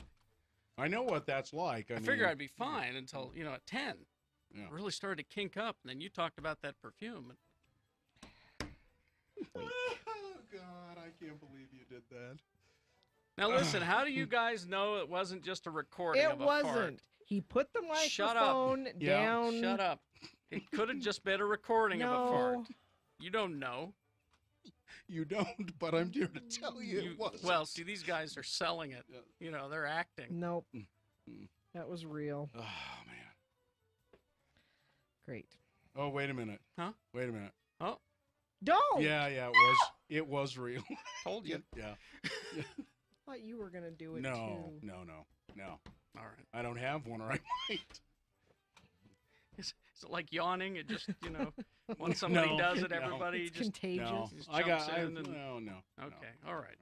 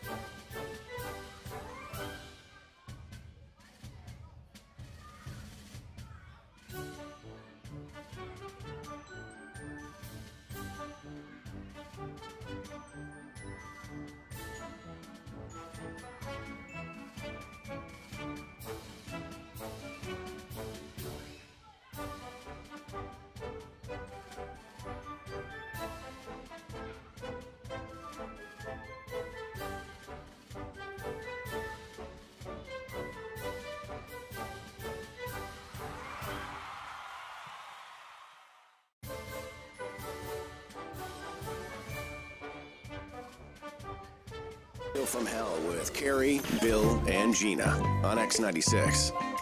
All right. Before we award round one of your boner, got to remind you about Haster Games and Hobbies. Oh, please. 6831 South State, or go to hastergames.com. If you or someone close to you is into board games like Dungeons & Dragons, Magic the Gathering, Pokemon, or Magic products, you'll love Haster Games. Here's what's coming up. After too long being out of print, one of the great worker placement games of the 2000s is back. Stone Age is back in print. And Star Wars Legion has an official release date now. March 22nd is when it will be available at Haster. Stuffed Fables has just released. It's an adventure game where a little girl is asleep and things are coming to get her. You are her stuffed toys that come to life to protect her through the night. So it's a game that parents can play with the kids. February 17th, 2 games are being demoed. Laser Riders, game very reminiscent of the race game from Tron, and Spirit Island, where you are the spirits defending an island from being colonized. Valentine's Day, get your love a gift certificate to Haster Games. Board games, a great way to spend Valentine's together. They're open 7 days a week, Monday through Thursday, 11 a.m. to 10 p.m., Fridays until midnight, so you can play the game, Saturdays until 11 p.m., Sundays noon to 5. Haster has it, located at 6831 South State or online at hastergames.com. All right, it's time to award today's boner winner. It's brought to you, or this round of the boner voting, I should say, is brought to you in part by pomegranate pork. So it's pork braised with pomegranate juice. And sweet pork. Yeah. I like pomegranate anything. Yeah, it's good. And it's Tuesday again. Celebrate at Gracie's with dinner and a show featuring Matthew and the Hope from 7 to 10. Like Gracie's on Facebook for updates. Adults only. Adults only. Adults only. Beverages. So we had boner candidate number 1. Somebody took my damn smokes. So guys who here in Salt Lake, somebody stole his cigarettes. He was so angry, he went outside and fired his gun into the air. Amazingly, they're charging him with a crime rather than trying to find out who stole the smokes. The man clearly had no other course of action. Exactly. Yes. Then there was boner candidate number 2. Hair highlights, not on our watch. Young girl, 16 years of age. She's her parents are divorced. Her dad is remarried. So the young girl, nice, beautiful, long hair. She's spending the day with her mother. It's for her birthday. Can I get hair highlights? Her mother says, sure. Gets hair highlights. She goes home. I guess she's living with the dad and the stepmom. The dad and the stepmom do not like the hair highlights. I don't know what the conversation was, but it was probably some along the lines of, you look like a whore that way. And they chopped off all of her hair. I mean, literally chopped it all off. Horrible. And then boner candidate number 3, I want a Jesus flu shot. An evangelical preacher, a woman and her husband, saying to people, you don't need to get a flu shot. Jesus is your inoculation. Don't get a flu shot. So let's see. Dawn won the boner T-shirt. These are good. I don't know. Or Dan did, not Dawn. Dan. I'm torn in this round. I would have thought number 1 would win. No, I didn't. It only got 8 votes. I had a good feeling about number 2. Well, it was the winner. Oh, really? Number 3, the Jesus flu shot, got a lot of votes. Because that's a good one too. That's the one I would vote for, but I got the feeling that people both over 100 votes. Oh well, okay. There you but go. the winner, boner candidate number 2. All right, you've picked your first contender for boner of the day right there. This is round 1. Round 2, boner voting, will happen at 8:20, and then we'll put them both in the Boner Dome for boner fight at 9:20 for boner of the day. So I don't know if you guys have seen this. What? I heard about it. I didn't see it. Doritos. I love a Dorito. Has revealed they are about to launch a, quote, new lady-friendly version of the snack. Huh? Do what women? I mean, my wife right now has Cool Ranch at home. Do women not like Doritos? Is so that so PepsiCo, which owns Doritos, yeah, has claimed that research has found that women do not like to crunch loudly or lick their fingers while eating in front of others. So they've developed some Doritos that aren't as crunchy and don't have as much Dorito dust on them. So women will eat them, and they are marketing them like it's going to say chips. something like lady chips lady on the bag. Chips. I don't think it'll say lady chips. That conjures up too many odd images. And they're making them in smaller packages so they can fit in your purse. Because now, when you first the low crunch triangular snacks will come in special packs specifically Mm-hmm. designed to fit in a woman's handbag. Now, when you mentioned this earlier this morning, and you didn't give me any of these details, I went, "What? That's stupid. That's what? Huh? What? That's what." But now, as you read me these details, I would say they may be right. What does that mean? Women don't like things that crunch loudly. If you think about Doritos, the image that is conjured up is generally a teenage boy or a young 20-year-old boy tearing into a bag of Doritos. You think there are women that are not buying Doritos because they are loud? No, because of the crap that comes off. Do you eat Doritos? No, they're okay. cheese. Yeah, so They're you don't cheese. know. You don't know. You get this crap all over your fingers. No, I know, because here's what I was going to say. They should market it to little kids, because when my kids say, "Can I have some Doritos?" I say no, because they make a mess. I don't let them get Doritos. What? Because they get that crap all over their hands, and then they touch Gina, things in if the you house. are a responsible mother, you say no to Doritos because they're not good for you. They are nutritionally But the reason I vacant. say no is because they get the orange crap on their fingers, and then they Not touch because of things. their health. No, because they mess up the house. Yes, Dylan. I'm first off, I'm just here to comment on snack food. Oh, okay. It really seems to be my area. As somebody who drank beer and ate an entire bag of Doritos during the Super Bowl. Mm-hmm. And how were your fingers? They were delicious. So you lick So your you're completely wrong. The best part of Doritos is when you finish eating them, Mm-hmm. you get kind of depressed because the Doritos are gone, or at least I do. You have a little bit left on your fingers, and it brightens your day. Well, I don't like this. Let's go back to. We'll overlook the part about you being a bad mother, which I got stuck on there. But let's go back to their research. I think they're right. Women in general don't like that. They don't want to lick their fingers off. They don't, and the loud crunch may also be part of it. So Why does it have to be a gender thing? Yeah, I mean, because you read that and I went, "Oh, that's appealing to me." You want the lower crunch, lower dusty. I'm not much of a man Carrie, by the light of day. You're almost all woman anyway. Yeah. But here, my wife points this out, and Doritos are her. She loves the Cool Ranch, so you know. But and licking the fingers is the best part. Mm-hmm. But she's right. This is smart. It would be better to market this for theaters, and not women. Oh, so you're not being the Yes. noisy Dorito eater in the theater. But It's a more genteel Dorito. A genteel Dorito For the adult. Yeah. I like that. I mean, I too don't like the crap on my fingers. I love Cheetos, but the same problem same with thing, Cheetos. yeah. Not a problem. I really like them. But, Same perk. But you get the same. That's a perk. Yeah, it's a perk to Dylan. It's but, one of my favorite things in my life. But I don't like the stuff on my. Well, I'm hearing and check that you may want to go to Snopes with this story because apparently Doritos Twitter said that this was fake.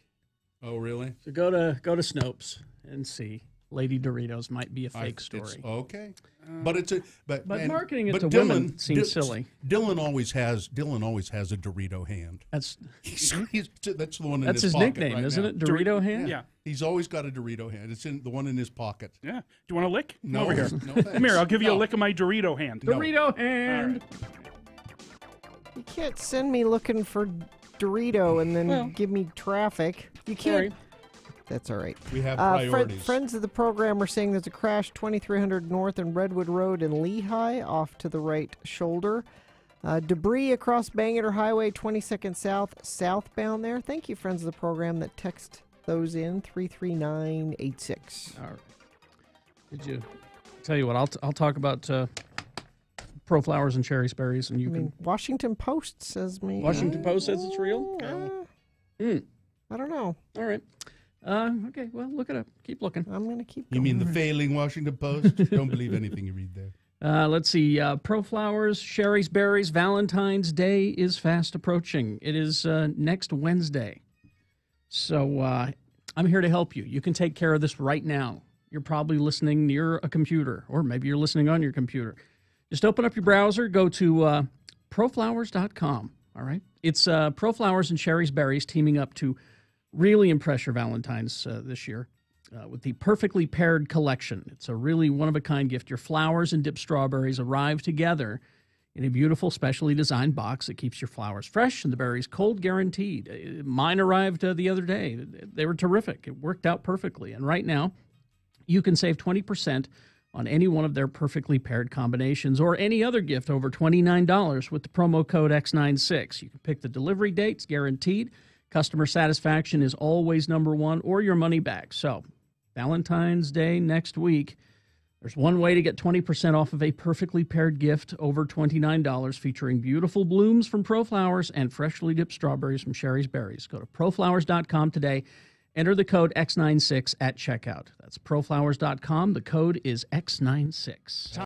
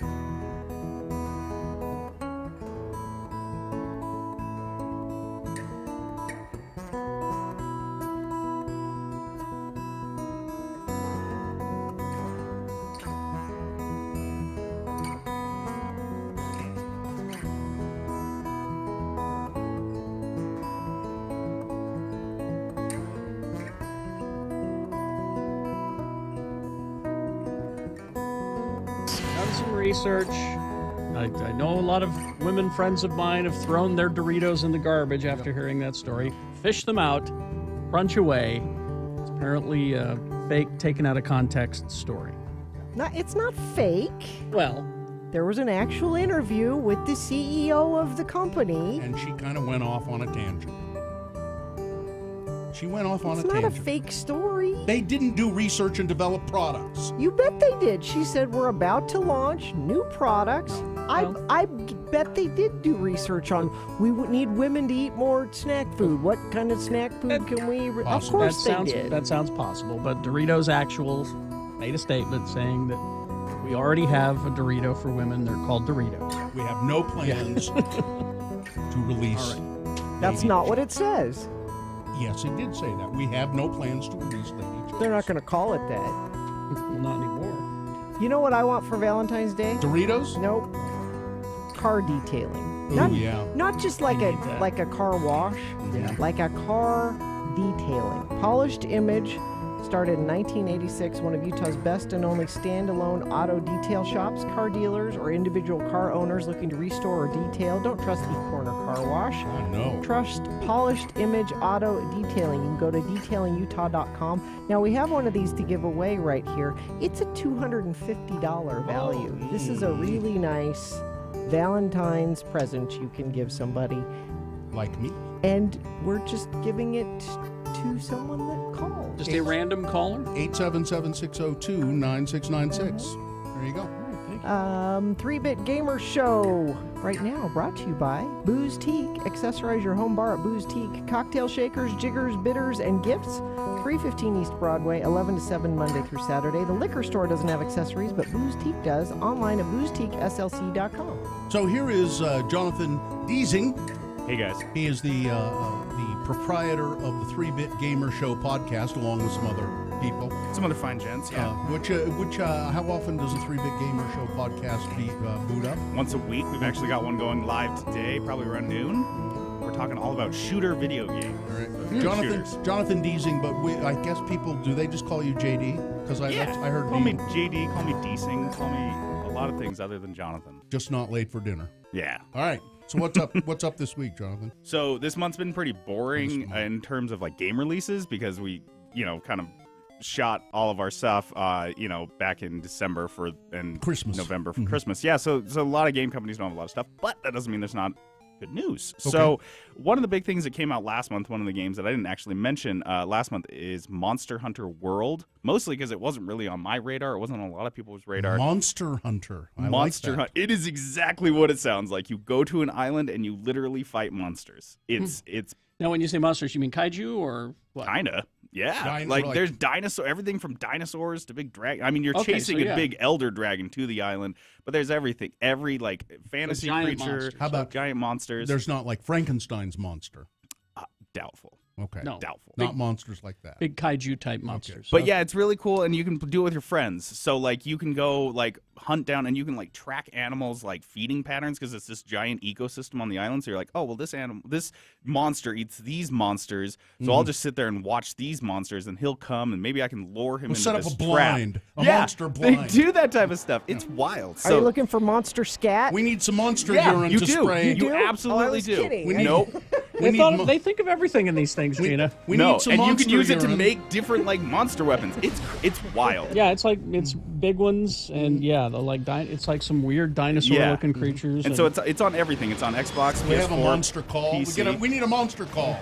I don't know, but I do know you just take these bits, you scavenge things from these monsters you kill to make stuff and weapons and items to kill bigger monsters. I was hoping it was the monster from the Bugs Bunny cartoons, the furry heart-shaped. Oh, now you're going to make me not remember his name. Gossamer. Thank you. Yes. No, you can't kill Gossamer, unfortunately. You monsters must lead such interesting lives. All right. What's next? So this is something that got announced last month, and this should be on your radar. It's Nintendo Labo. It is a cardboard peripheral. Oh, Carrie sent me this. Yeah, I sent you the link. Yeah, for the Nintendo Switch. So if you have a Nintendo Switch for kids, which my kids do, they will ship you Nintendo. This is not out yet. This comes out on April 20th. So they will ship you like what is essentially like a stack of little cardboard things, and Okay. you pop them out, and they have like instructions and videos, and so you pop them out, you fold them up, Okay. and they turn into different things that you can then take the controllers, these little controllers you slide out of your Nintendo Switch, you could put them in these. So for example, there's one that's a motorcycle like handlebar. And so Oh. you fold this handlebar, and it's about this big, and then you slide your Switch handles in it. And because they know like if they're upside down or sideways or forward or backwards, so you can essentially drive. Now you have a motorcycle to drive, and it's a piece of cardboard. And you don't look silly doing it. And you don't look asinine. No. And this is, I have to say, this is for kids. Yeah. So many adults, so many adult gamers like, I can't believe they made us cardboard. It's like, they didn't make this for you. No. They made this for children. And my kids will love it. Yeah, and they have like a little piano they made. Is it inexpensive? Are they inexpensive? You know, I thought it would be, but it's like $60 or $70. But it's a kit, so the $60 gets you like 3 or 4 different like things, and you put them together. But and they're gonna kind of fall apart eventually because they're cardboard. I think eventually, as they release, they're going to keep releasing more and more plans. Because kids don't take care of anything. And I think they're going to go down. I think they'll start selling like individually, and they'll be like $10. Yeah, because they're shipping you cardboard in a cardboard box. My wife would look at that and say, "You know what I'm going to do? I'm going to cut some cardboard out myself and make my own." Yep. Yeah, but you need to get the game to go with it. Yeah. Yeah. So Otherwise- that's I like see. it's like $70 to $80. You get the game, and Yeah. I was thinking you just get the. No. No. Okay. It's a pretty slick Okay, setup. got it. And then this month, the only 2 that are on my radar this month are Faye and the Shadow of Colossus remake. So the Shadow of Colossus remake that's coming out on the PlayStation 4. This is a game. Shadow of Colossus came out on the PS2. This is weird. This is a weird reference. Have you guys ever seen that Adam Sandler movie, Reign Over Me, with No. Don Cheadle? No. What? I've never even heard of that. Well, Adam this Sandler and Don this Cheadle. game featured in that movie heavily. The idea is you're this character, you're like this nameless character riding a horse across this giant expanse of land. It's and like, it looks post-apocalyptic in a way. a little bit, yeah. It's post-apocalyptic in an anime form, kind of. And the idea is there are these 16 colossi that just roam around. Giant monsters. Gigantic monsters, just huge ones. You have to like climb up them, and you have a special sword to kill them, and that's like the whole game. You find them, you're riding across these amazing vistas just looking for a Colossus, and once you find them, it's like a big long battle to kill them, and that's it. Seems and then like you go they'd be- kill the next one. They'd be pretty easy to spot. They're pretty easy to It's a barren spot. landscape. And Yep. Giant monster there. Yeah, there's like mountains and all that fun stuff, but it has been proclaimed like the original was like one of the best games of all time. Like people have sworn up and down this is the best. So this What's is it a called? remake. It's called Shadow of the Colossus, and this is the remake with super ultra high def. You can play this on your 4K system. You can play this on your 4K TV, and it is just going to be gorgeous. I know there are a lot of people from like the early 2000s that had the original that are just like salivating over this. If you didn't play the original, if you were a little too young, this is also a great pickup. I strongly recommend this. Is Shadow of the Colossus for the PlayStation 4. It's out today. All right. Terrific. Jonathan, of course, all of those mentions and more are available at x96.com. And listen to JD and his co-hosts, Spencer and Peterson. On the 3-Bit Gamer Show podcast. And I got to give a shout out to my sister, Natalie. It's her birthday. It's my sister's birthday today. Oh, heck yeah. Happy birthday, Nat. Happy birthday, Carrie. Wow. Everybody's birthday. Crash northbound I-15 at milepost 289 Bangor Highway in Salt Lake. Another US 89 crash, milepost 331, 28 South in Provo. Crash northbound Bangor Highway, SR 201 in West Valley. The left lane is blocked there. Crash Redwood Road, 11th North in North Salt Lake. Crash northbound I-15 milepost 308, that's North Temple, Salt Lake.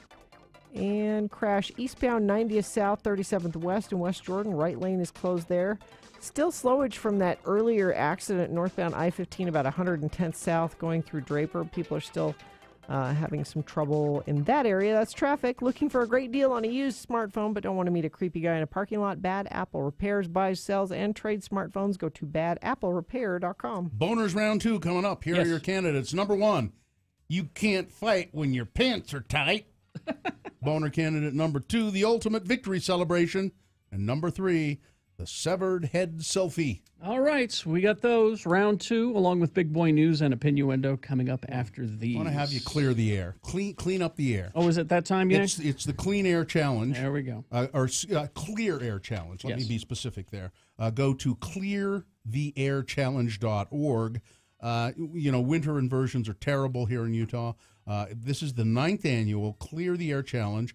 It goes all month of February. You're invited to compete as teams or individuals, and for 1 month, track your reduction in automobile emissions. So every time you choose to ride a bike instead of take the car, take public transportation instead of your car, you can go and track that. Run all your errands on the same day. Exactly. Instead of once a day. That's another way to do that and help clear the And there air. are a lot of great tips on that website. Yeah. Carpool, trip chain. That's also just skip the trip.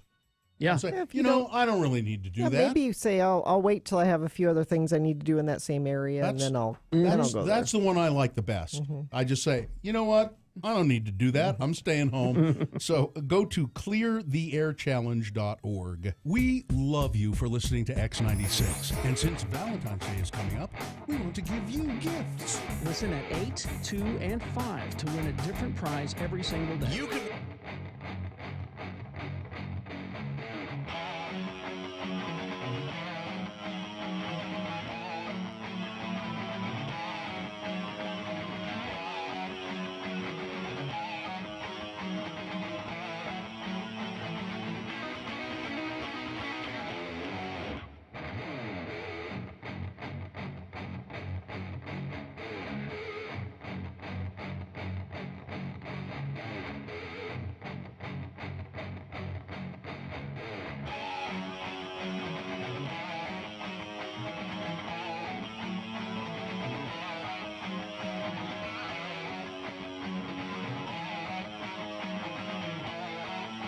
Come to JR Tallywhackers, down on JR Tallywhackers. It's a great, big, beautiful joint. If you like sausage, you'll love the brand new restaurant we've erected in Salt Lake City. Hi, I'm Rod Johnson, manager of JR Tallywhackers, where we're serving up lots of hot food and lots of hot fun. Mine was so big I had to use 2 hands, and our order came so fast. Tallywhackers is fun. Our waiters, Neil and Bob, slap the sausage into our buns right at the table. The protein shakes were thick and creamy, and there's always plenty of mayo. I'll come again and again. All of our JR Tallywhacker handsome young waiters are selected through a rigid screening process. We make sure they're stacked and packed and ready for service, and you can't beat our food. I'm only here for the food. I love the casual atmosphere. We're not just another restaurant with stuff on the walls. We're packing something special. We don't even have chairs at Tallywhackers. You just come on in and kneel at your table. I always leave feeling so satisfied. Try JR Tallywhackers Grand Opening Special, 99-cent footlongs, or try our all-you-can-eat buffet. I can't believe you're not eating at JR Tallywhackers.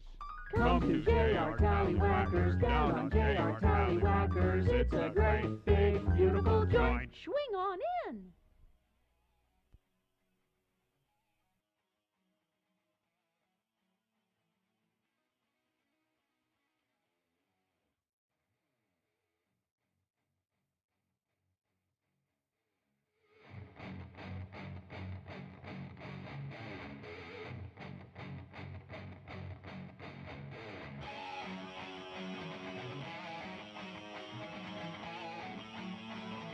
Just a quick note here, is a statistic for you. Only 1 out of 9 people say that they would donate, when they died, would donate their uterus for transplant.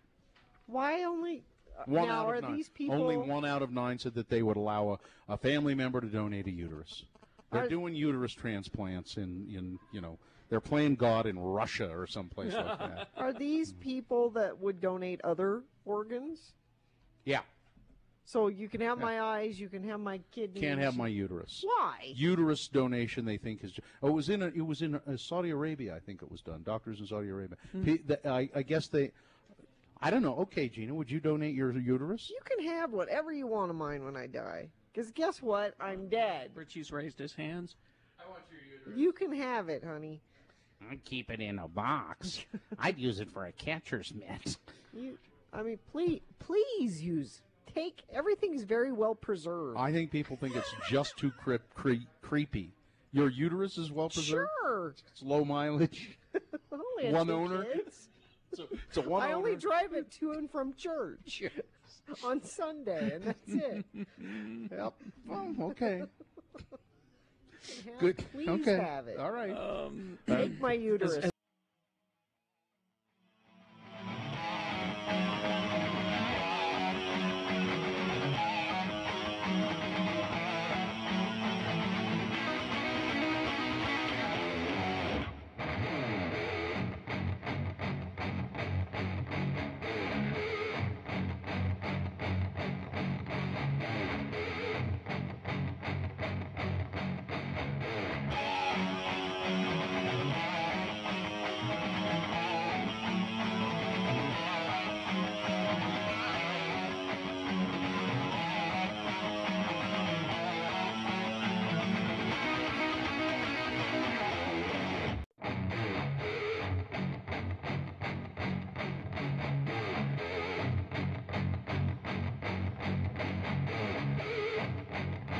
Radio from Hell. All right, 20 minutes after 8. Time for round 2 of your boner voting. 3 news stories, examples of bad, stupid, or funny human behavior. We present them to you. You have to decide, of these 3, which one is the worst, in your opinion. Which one deserves to go forward to Boner Fight and get a 50-50 chance at being Boner of the Day. So if it wins here, it doesn't mean it's Boner of the Day. It's got to face down the winner of round 1.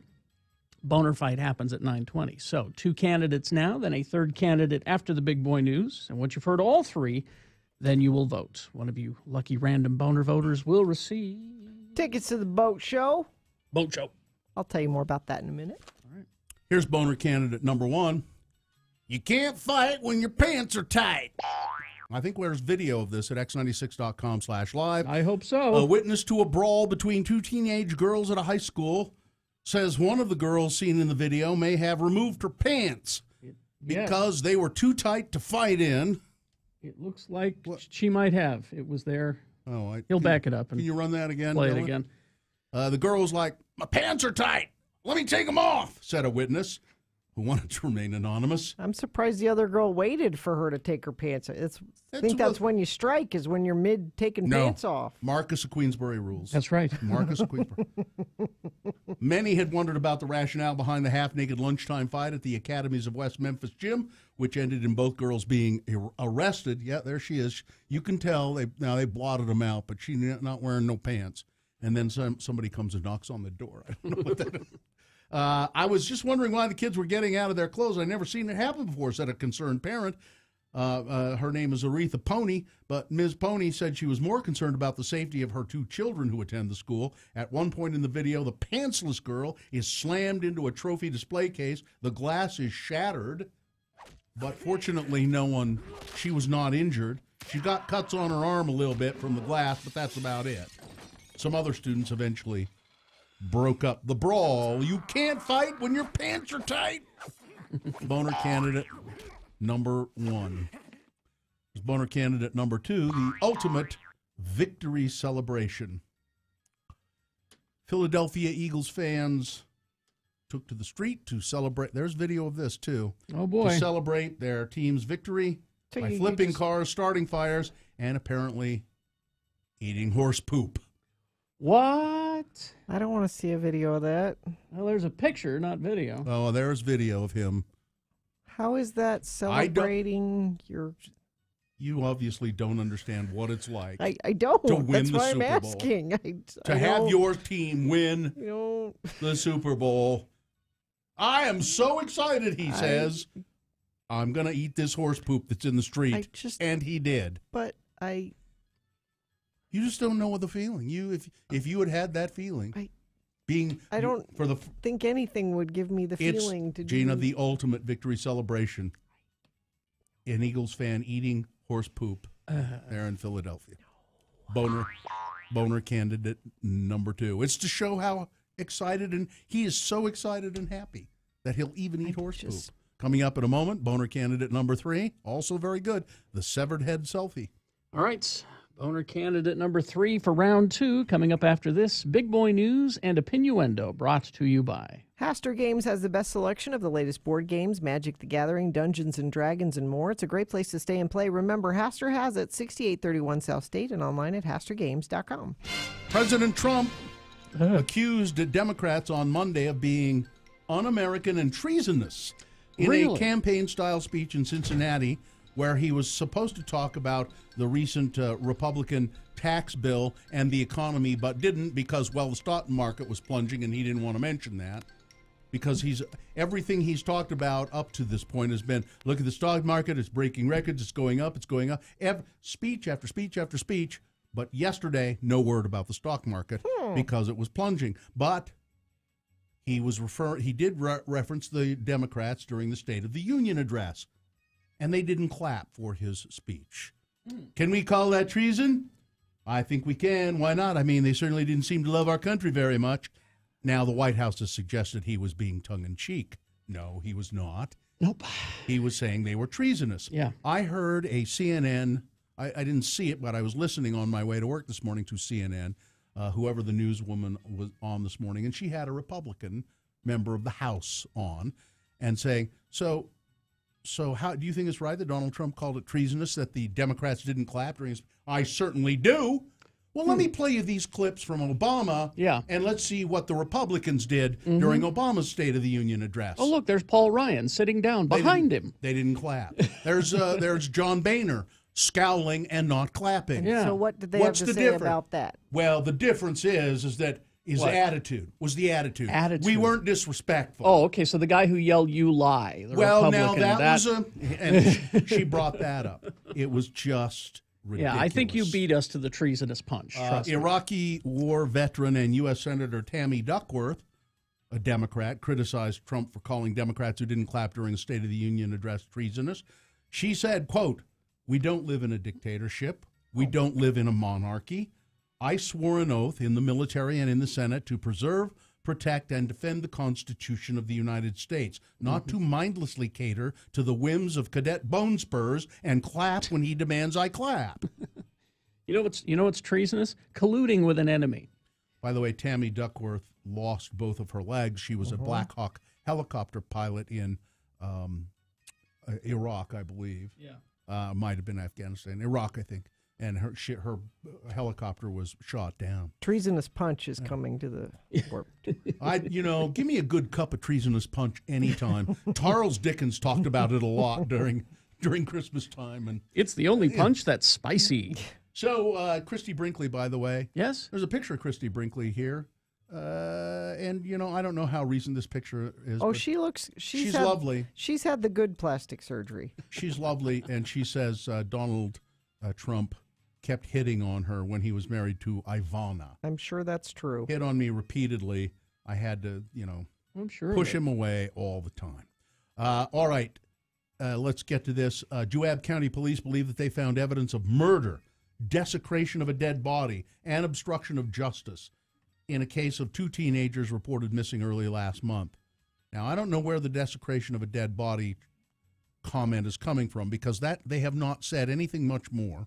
Police searched the property of the missing girl's mother and questioned 3 people about the disappearance of the 2 young people. According to an affidavit, search warrant released Monday. No one has been arrested yet, but the investigation has advanced since the search of the property. Riley Powell, who was 18, and Breezy Otteson, who turned 18 in January, were reported missing, who might have turned 18 in January. 27th. They were reported missing on the 2nd of January. They left Tooele 9:30 in the morning on the 30th to go to their home in Eureka, or Eureka, as some say. Juab County officials said they strongly suspect foul play. They found the Jeep, and the police said, this looked like they were hiding it. Well, no, it looked as though the Jeep had been dragged there to look as though it had been abandoned, but it was. The tires had been punctured by a knife, and they found a tie-down strap on the Jeep, and when they searched the girl's mother's home. Yeah, Powell's mother. They found a Oh, similar. Powell is the boy. Oh. Okay. They found a similar tie-down strap at a home that the mother and grandmother lived with their boyfriends.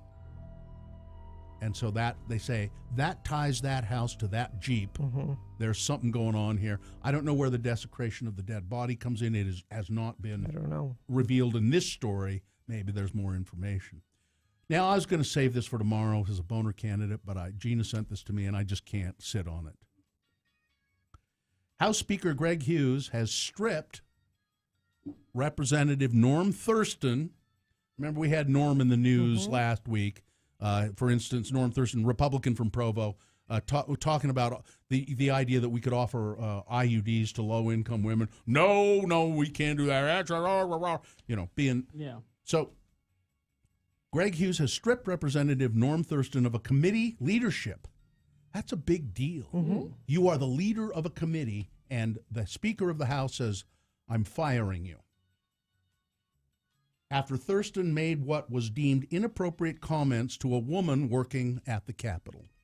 House leaders had previously admonished Norm Thurston for his behavior toward women. This wasn't, one instance. And he did it again in a closed-door meeting during which Hughes said, that's it.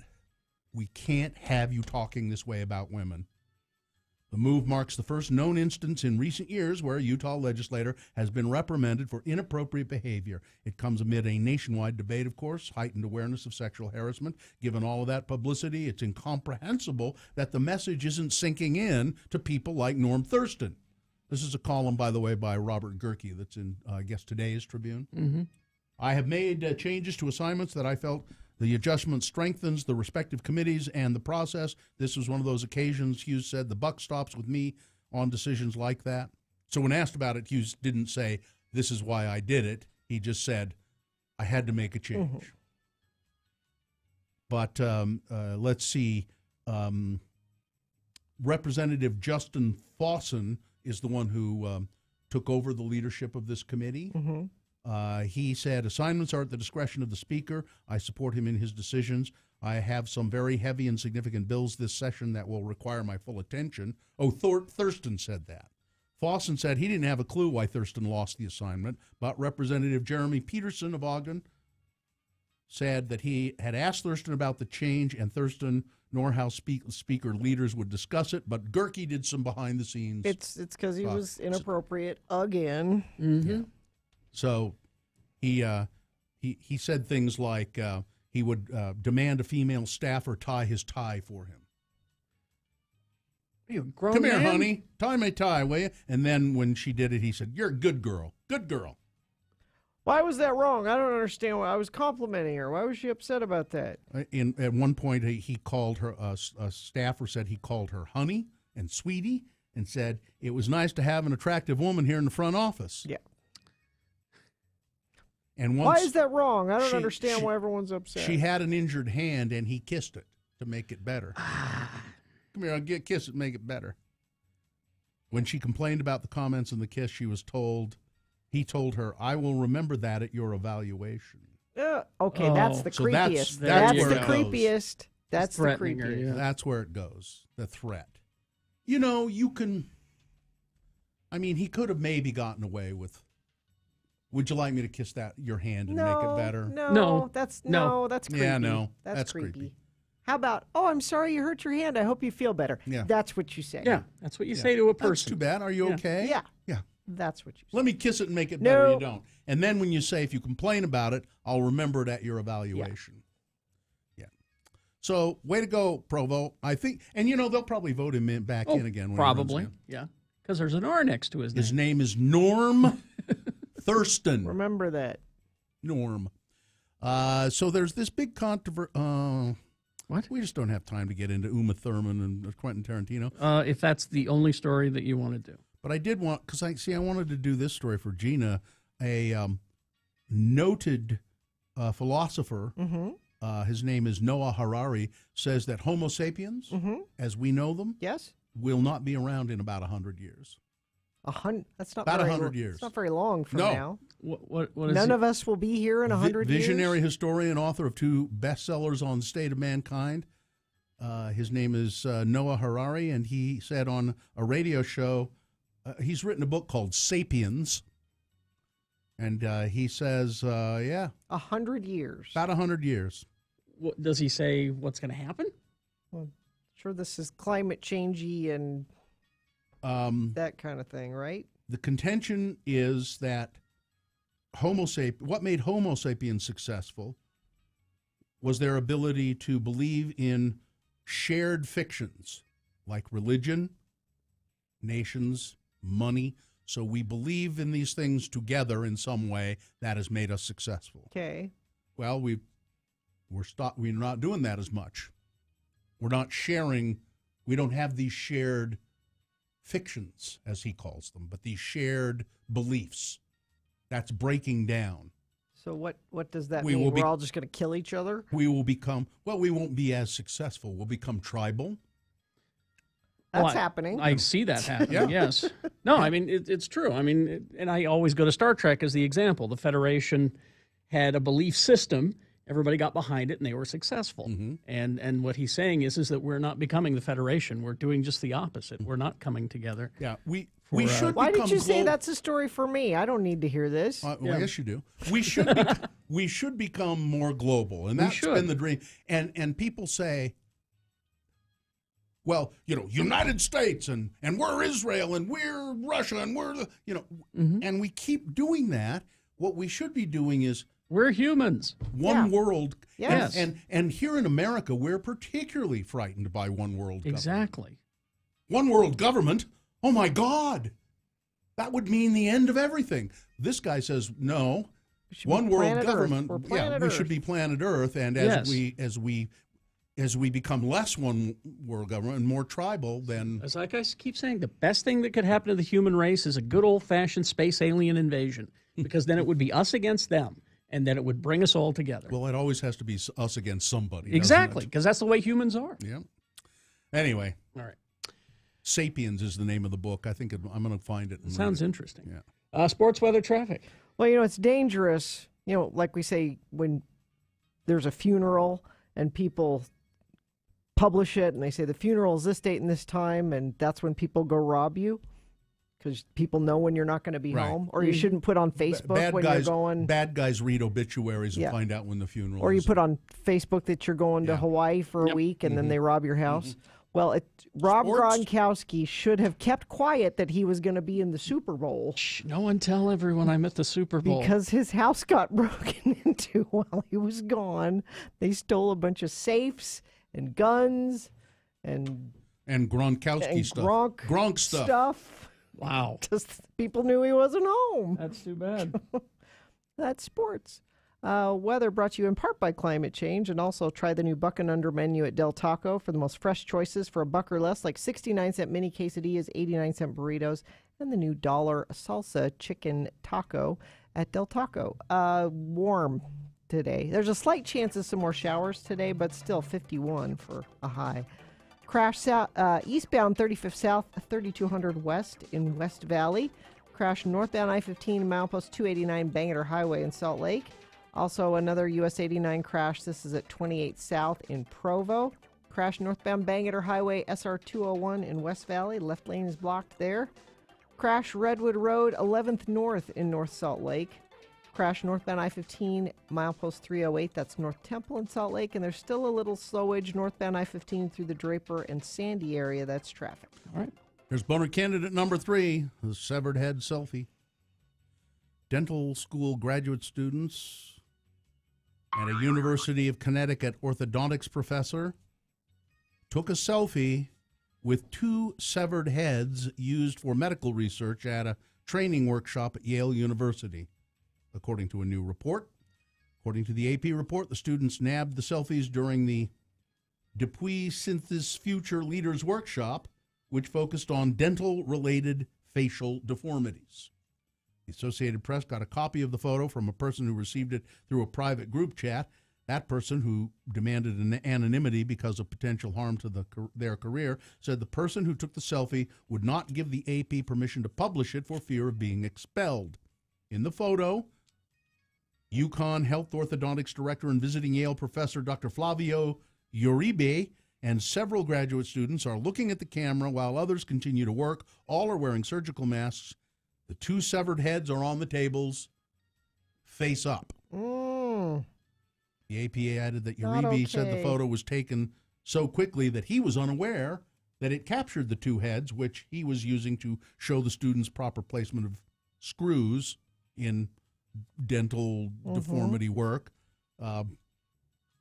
And a Yale spokesman said that He didn't know there were heads on the table? said it was disturbing and an inexcusable deviation from anything that Yale would expect to occur.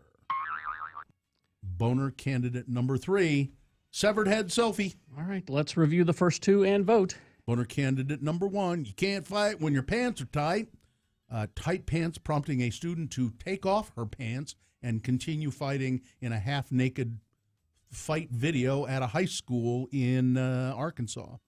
Boner candidate number 2, the ultimate victory celebration. Ugh. A Philadelphia Eagles fan eating horse poop off the street while celebrating the Super Bowl victory. And boner candidate number 3, severed head selfie. All right, you've got to decide which one of these 3 is the worst. Which one of these 3 deserves to go to Boner Fight and get a 50-50 shot at being Boner of the Day? All right, 1, 2, or 3. Remember your candidate number. Put that number in the message of a text, and then text it to 33986. You can call 877-602-9696. Katie is taking votes in the producer's booth. Or go to x96.com and look for the box that says February 6 boner voting, or whatever it says there. That's where you can vote on the website. You got 300 seconds. Let's go. It's round 2, boner voting. Keep the radio on. A 1-hour nonstop music wingding starts at 10. X9. We're producing videos daily that we need scripts for. We produce concerts on a weekly basis that we need day logs for. If it wasn't for the help of the people at Valley Office System, our job would be near impossible to do. One of the things I love about Valley Office Systems is they're a joy to work with. Honestly, we are a 24-hour business. We rarely have an issue, but when we do, we let them know, and they're out here just as quickly as possible. Honestly, their service is second.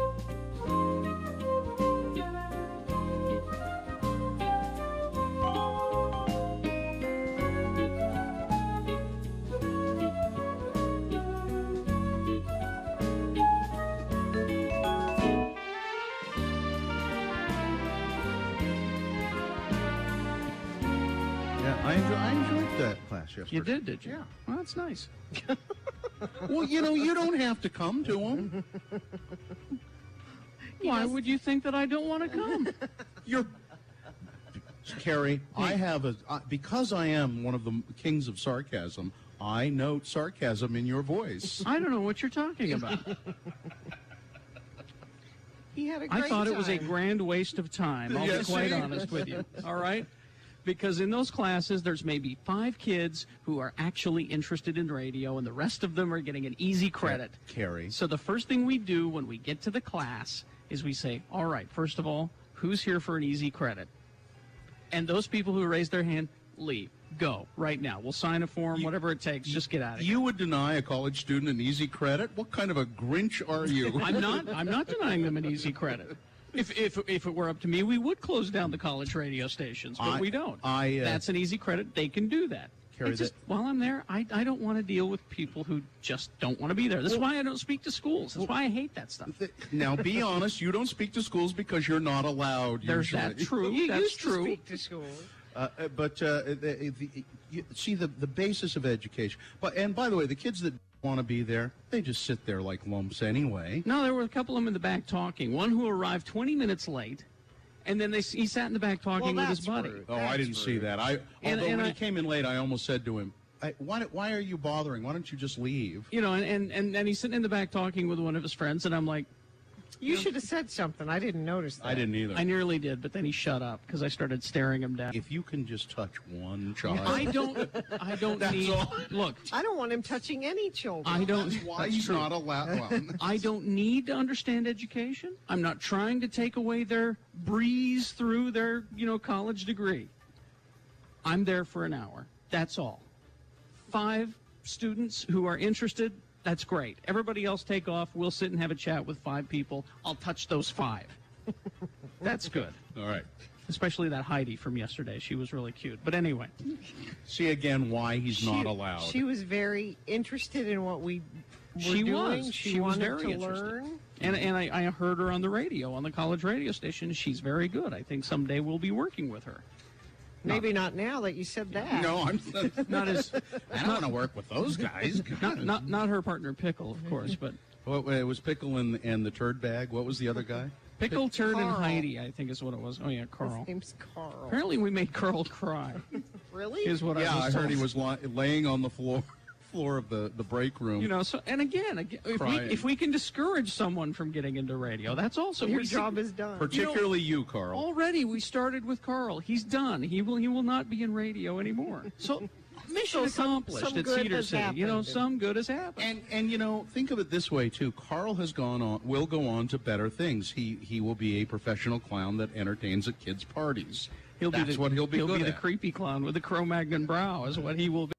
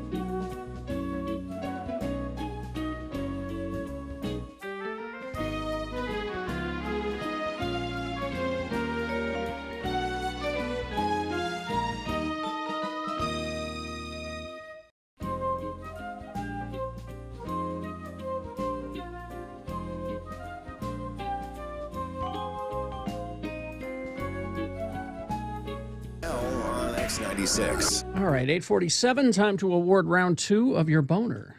And round 2 is brought to you in part by, some of that delicious chocolate cake from that Bob Harmon brought over. Oh, yeah.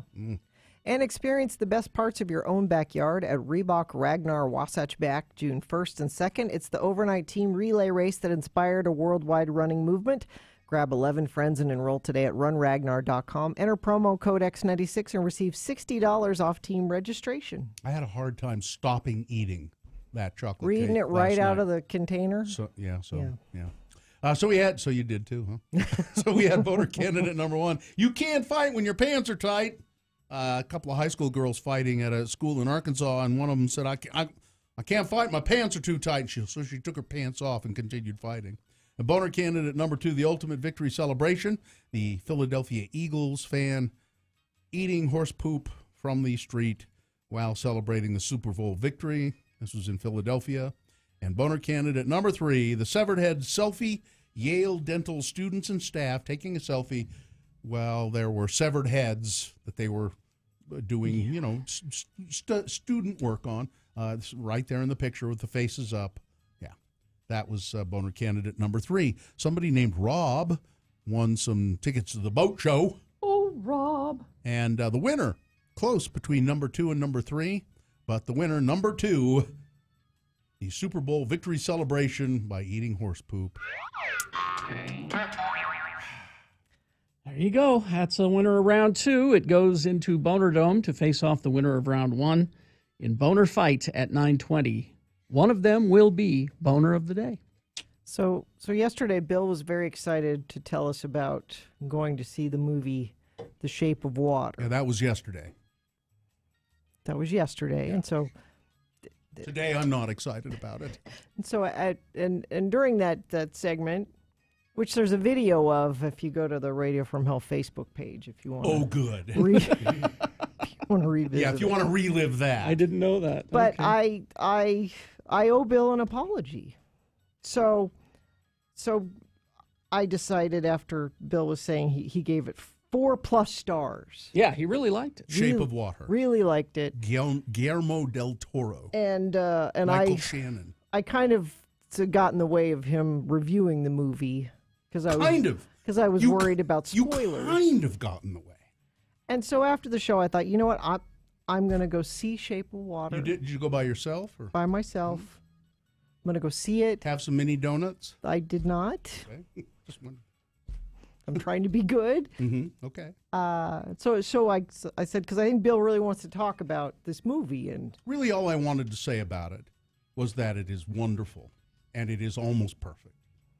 Almost perfect. So I went, and it's beautifully filmed. Oh, man.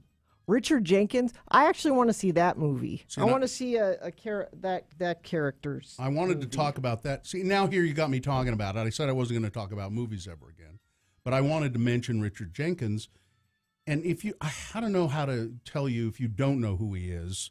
If you saw him, you would say, "Oh, Richard Jenkins," because you would recognize that him. guy. But when the movie opens, he's the first thing you see in the movie, really, as I recall.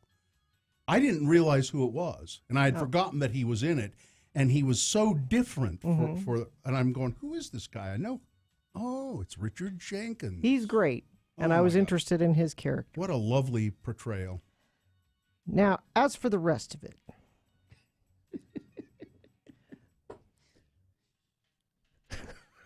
you're gonna ruin the movie by comparing it to an okay movie. It's a fine movie.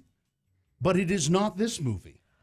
It is exactly this movie. It is not. There is scene for scene for scene. No, it is not. Splash. It is. You've got the chubby, funny friend. Okay, go ahead. Give it away. Give everything away. Go chubby, funny friend. I'm explaining the movie Splash, Bill. I don't know what you're... Okay. Chubby, funny friend. Well, if it's the same movie, Gina, you're giving it away. John Candy. John Candy and Octavia Spencer, same character. Are the same characters? Same character. Okay. You have Eugene Levy, the scientist who is at first wants to study this fish thing, and I want to get to know it, but then he finds out that the more evil scientist wants to kill it and dissect it so they can. You are spoiling.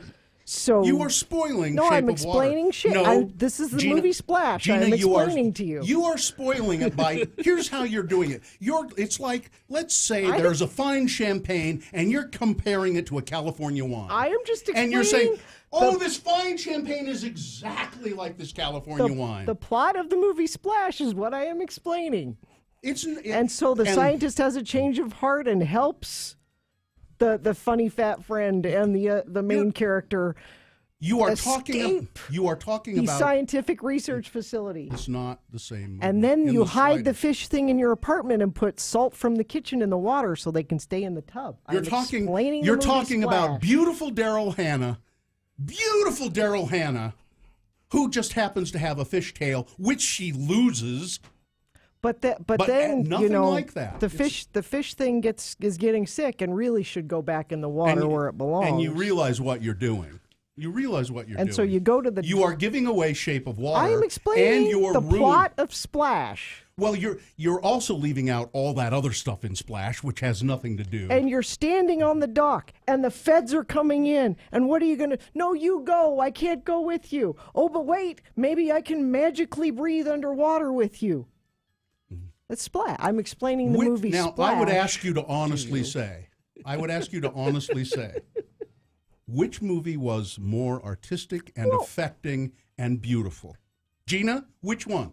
Artistic and affecting. And effective and sure, beautiful. Shape of Water. And emotionally affecting. Splash was a light, frothy, funny, charming little comedy. And Lindsay's right. In Shape of Water, they never went to a mall. So that's and there wasn't a little kid who saved the beginning of Splash, a little kid, and he does that, and then he grows up to be. Yeah, that's what. But Bill, I do know why you love this movie. It's beautiful. I've figured out why. Mm. It's your love of Alf. What? I don't. Okay, well, I have no idea. What? You know how Bill loves Alf. I know. Alf. Yeah, Willie. Hey, Willie. Yeah, I know. Well, that's right. Oh, yeah. What does that have to do? Don't say it. I just said, see, that would be a spoiler. I just said your love of Alf. Yeah. It would be a spoiler to tell you. I just figured out what you were getting at. And that's a really cool scene, though, isn't it? It's one of the reasn't you like it, isn't it? I did. Gina, I did not think of Alf when I saw that. Subconsciously, you thought of it. Isn't that a great movie? Oh, my God, it's great. Beautiful, but as it was going, I'm like, they're not, oh, yeah, they're going to do that. Am I right? Though? Like every detail, like all that stuff on the TV going on. Oh, it's very well done. Geez, and man, it's perfect. The only quibble I have with that movie might be the Octavia Spencer character, actually. Slightly.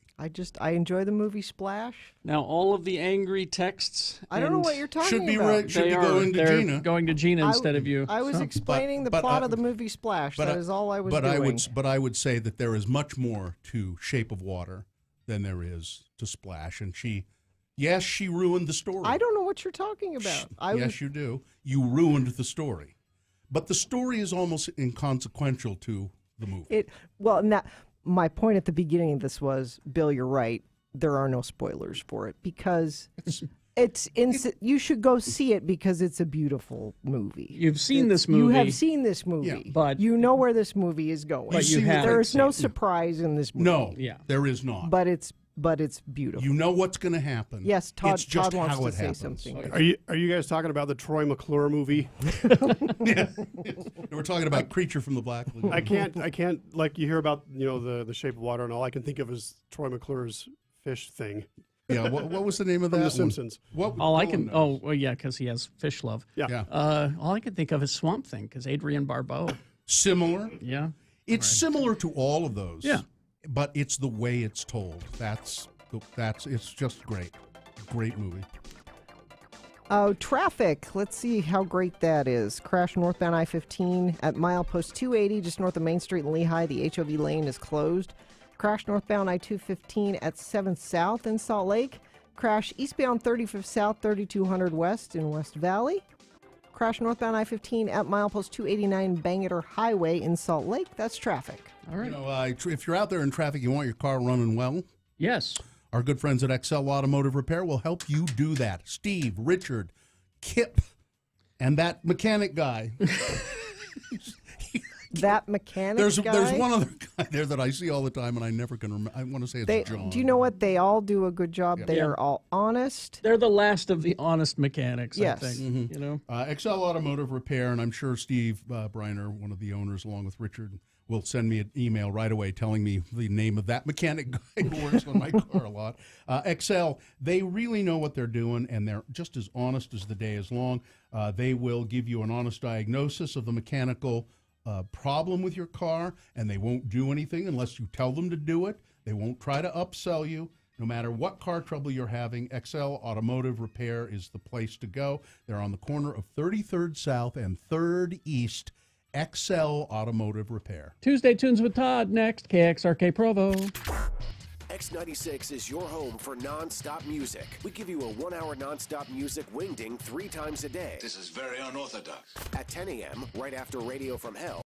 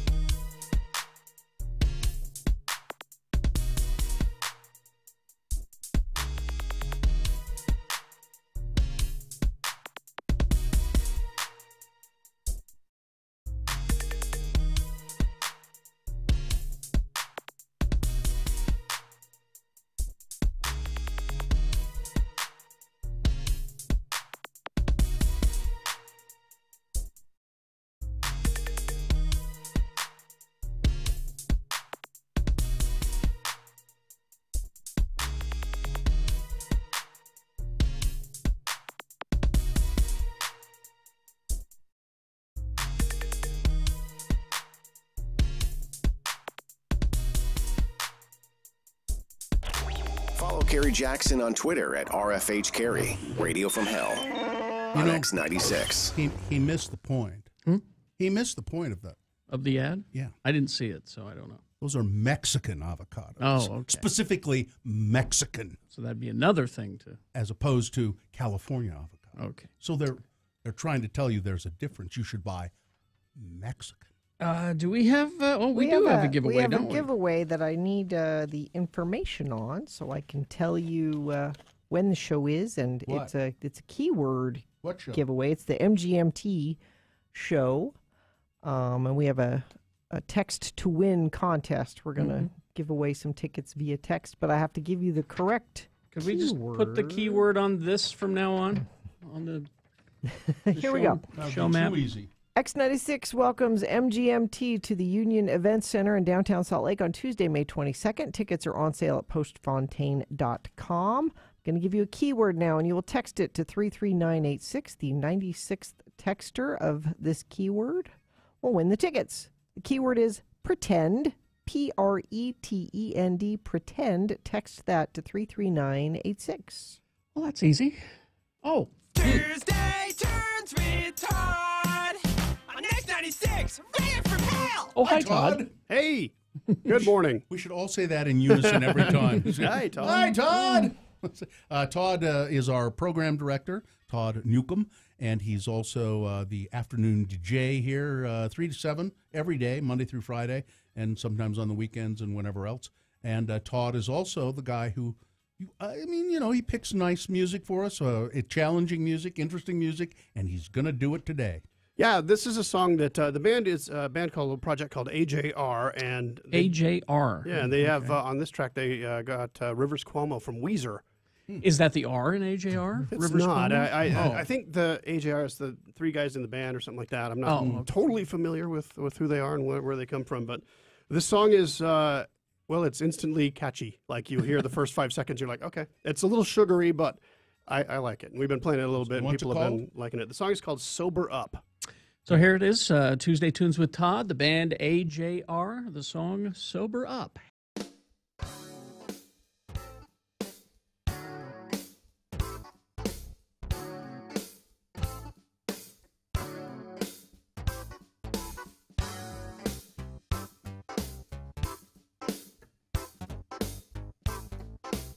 Unless we Utahns are diligent, our taxes will be raised without our knowledge. Did you know that right now there's an organization who thinks they know better than you how to save Utah schools? This group wants to raise your taxes. Wouldn't you agree that's just not right? Well, so does Republican Representative Arthur McCarty from Roadside Table, Utah. He began the group opposed to the suggested 10-cent Jello tax. Citizens against People for Alternative Revenue Tax Income believe that not only is the proposed Jello tax wrong, it's also cost-prohibitive. The state would have to establish a Jello commission and then open costly state-run Jello stores. Then it's only a matter of time before racketeers would begin smuggling in gelatin from neighboring states. Taxing green gelatin would also place an unfair burden on those people who mostly buy this product. Large LDS families, already on a tight budget, would end up paying for a greater portion of public education than would people with no children at all. And that's just not fair. Hello, I'm Republican Representative Arthur McCarty. Please call your state legislatures and tell them to vote NO on the green Jello tax. It's time to get big government off our backs. Paid for by Citizens Against People for Alternative Revenue Tax Income.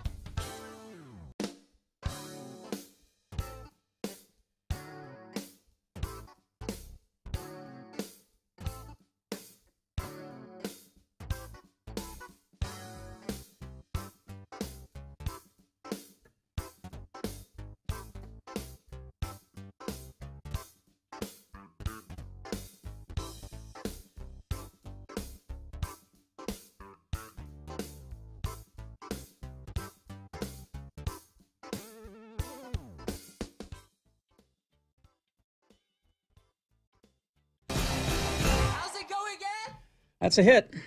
It's catchy. That's a hit, Todd. Definitely a catchy one. And what was it you found, Gina? That's AJR and their brothers, Adam, Jack, and Ryan. Oh, so they could have been Raj or Jar instead. Well, maybe you could say if they're AJR, it's a jar. Or maybe it's alphabetical. No, it's alphabetical. Yeah, that's what it is. Or age. That's how brothers don't fight. Age, maybe. Or age. I wonder if Adam's the oldest. I don't know. We'll ask him. Important questions that we need to know. We'll ask them when they play one of our shows. Yeah, we'll see if we can find them. Yeah, that's AJR. Todd Newcomb. Go sit down, Todd. I'm going to. My back hurts. Okay. Yes, the song is Sober Up, Tuesday. Oh, well, it's Tuesday turns with Todd on X96, Radio from Hell. All right. 12 minutes after 9 right now. Yeah. Let's see. Now we've got Boner Fight coming up after these. Boner of the day will be decided at that time. But before that, a good chunk of news. Could I ask you Boner Fight? Gina yesterday made an interesting suggestion. Now, there was a question as to whether what Dylan had some statistic that said Boner candidate number 2 always wins in the Boner Fight, or most often. And I'm wondering, does it matter? It doesn't matter what order they're in. I don't know. Round 1 and round 2, but we don't have to have round 1 be number 1, right?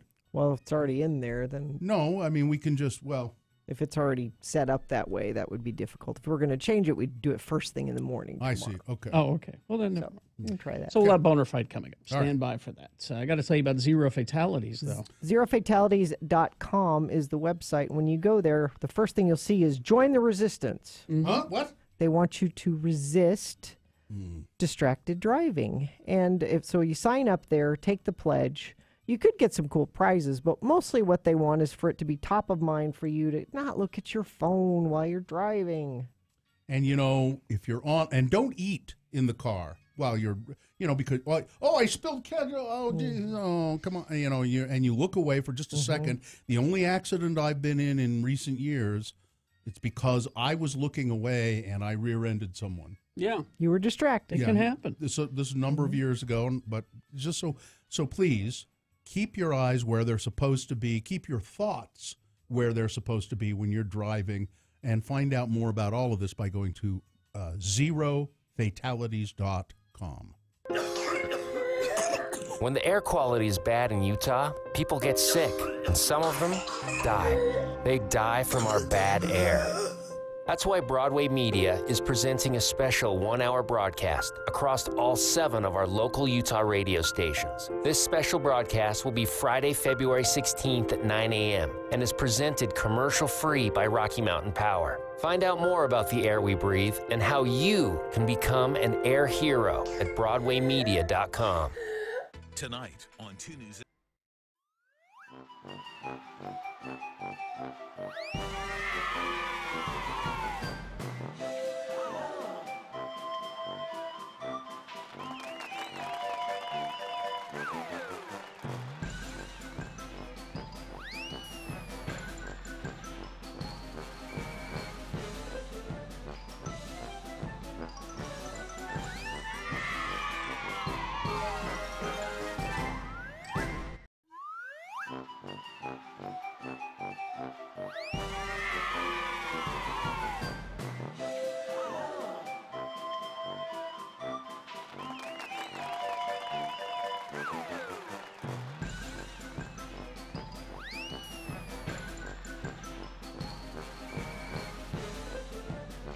Then I went upstairs to work and get up there about 3:30, and I just kept thinking all morning. I have no thoughts. There is nothing going through my mind. My noggin is empty. You're not angry about anything? No, but I'm sure you'll change that at some point here pretty quickly. You should be grateful for that. I am.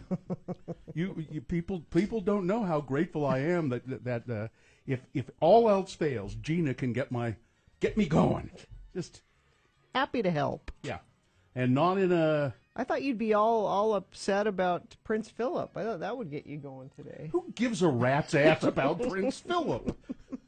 Not me. I don't know, man. There was a press release. Listen, I think if he needs to step back, that's fine. I thought Seems a little early at 95. It would give you a chance to talk about how he farts all the time. I don't know. He has more time to fart now that he's stepping back from something like that.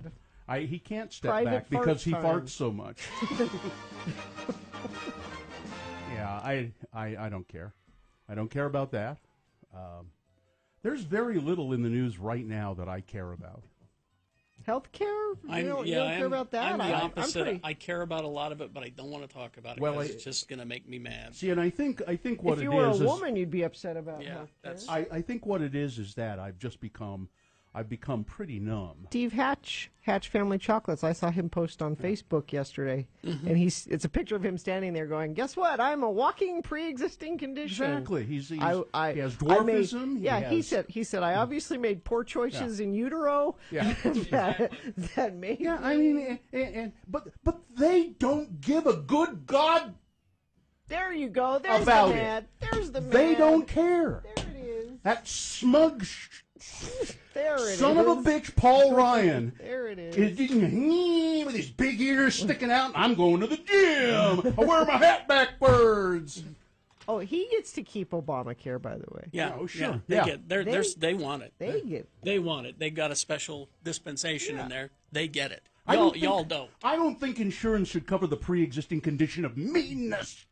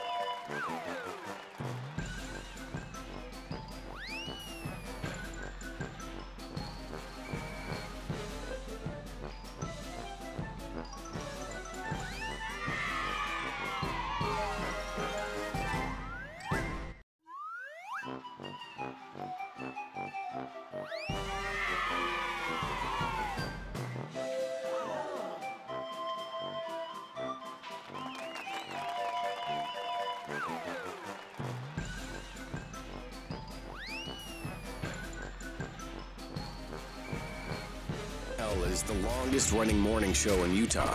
That doesn't necessarily mean it's good, but I mean, come on. We'll take what we can get. Hey. X96. All right. It's 9:20 right now. We got Boner Fight coming up in a few moments. But first, a reasonable amount of news. Brought to you by Utah Presents brings a brand new kind of songbook to Kingsbury Hall starring Stephen Page, former lead singer of Bare Naked Ladies, with Art of Time Ensemble, February 14th at Kingsbury Hall. Tickets at utahpresents.org. Well, there's some really good news today. Michelle Bachmann has spoken with God. Yeah. Oh, really? And God has said, no, Michelle, no, you don't need to run for Senate. Are you sure, God? Because I'm ready. No, Michelle, no, you need to spend all of your time trying to keep that husband of yours on the straight and narrow. So to speak. Well, God deals in innuendo, too.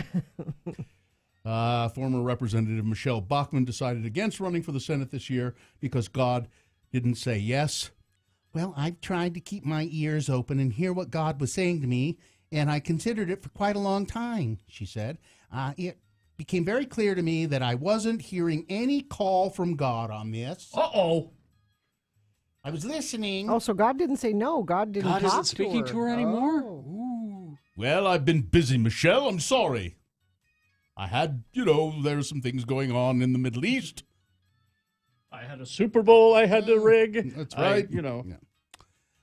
So she's not running. Now, there is video of this. You would think it almost impossible, but it's about a family in Indonesia who have lived with a 6-foot-long crocodile for 20 years as a pet. And it's pretty dumb. There it is. Yeah, there's video of it. That's a still photo. He's eating a fish. No one's been injured. Yeah. They have children. Wow. The crocodile is their pet. He's pretty docile. They clean his teeth. There's video of them brushing his teeth. They brush his teeth. They keep him clean. There's a little.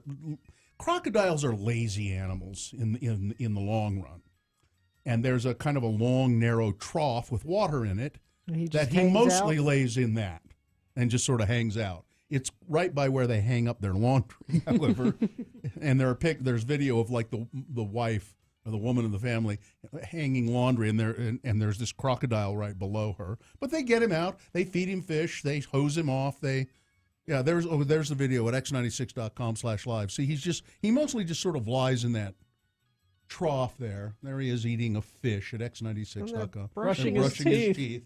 Yeah. He seems happy. Yeah. Look, there he is smiling. He's big. He is big. Does it say where they I don't think in the story they've had him for 20 years. He's a fatty, I'll say that. Yeah, well, he's lazy. He doesn't have to do much except eat fish that they feed him. So, well, that's nice. Doesn't seem to have much of a personality. Yeah. Now, this story from England, this will get you. There's a woman in England she's been ordered to trim her bush. This woman's bush is out of control. Her bush is so big. How big is it? Well, we've got Dylan, do we have the picture? Here's a picture of this woman's bush. X96.com/live. I mean, it's huge. That's way out of control. Oh, that's gnarly. You got to trim that up. Yeah. It's so big that her neighbors have been complaining about it. It's big when the neighbors are complaining. She's been ordered to chop it down. I mean, I remember back in the 70s, there was a woman on our street who had a bush like that. Yeah. Really? Yeah. When I was a kid. Well, she's been ordered to. She's Susan. Her name is Susan Rogers. She has been resistant. She likes her bush the way it is. Well, it's when it starts affecting others, you need to take. I'm care not a of fan. it. I'll be honest with you. It's 40 feet high. Yeah. And 100 feet long, and her neighbors have say, "We don't see the sun in our houses anymore." It's that bad. Her bush is so there big. it is. See, yeah. I can imagine. Look, it's blocking the view of the valley. It's beautiful. Yeah, it's big, but it's healthy. It's a healthy. It is. Yeah. I don't know what kind of a bush it is. I'm looking here to see if it says, but she's been ordered to cut it back.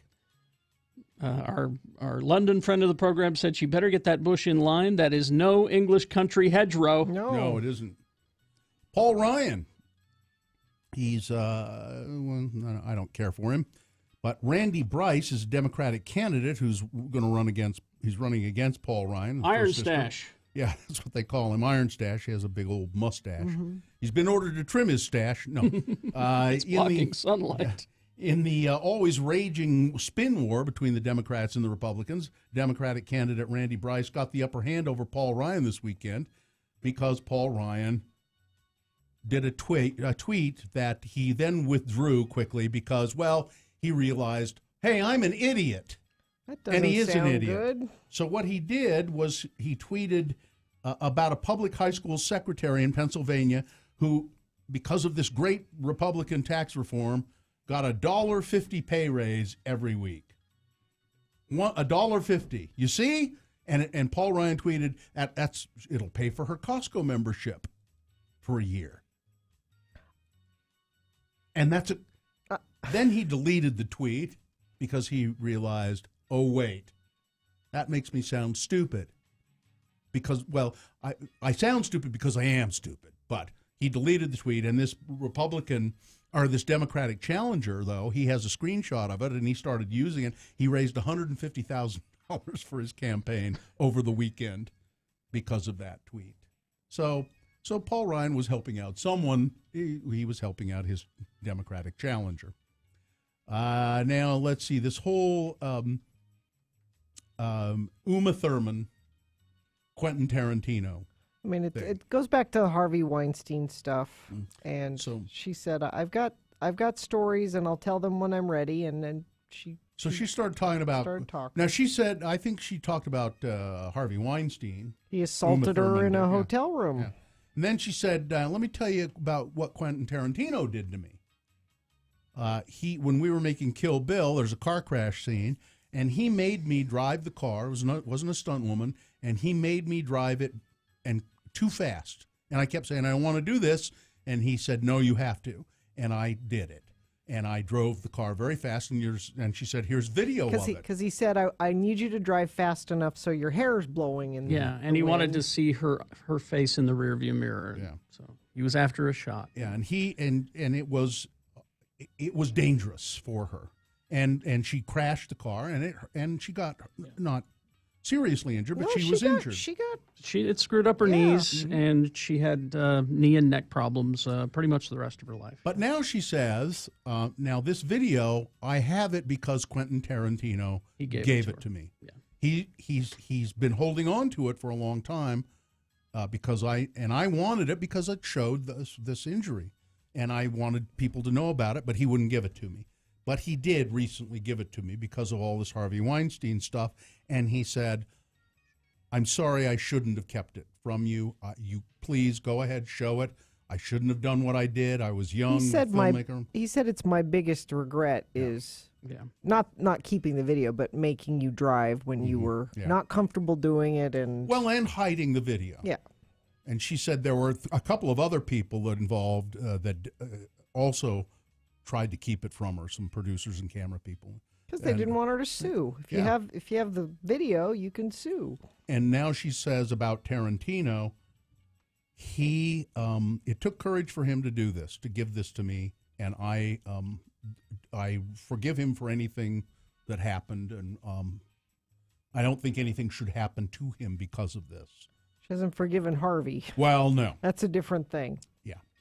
Yeah, that will never happen. No. And why has Harvey Weinstein, nothing has happened to him? Well, he's, getting treatment. He's in treatment in Arizona. He's getting better. He left his company, but has anything happened to him?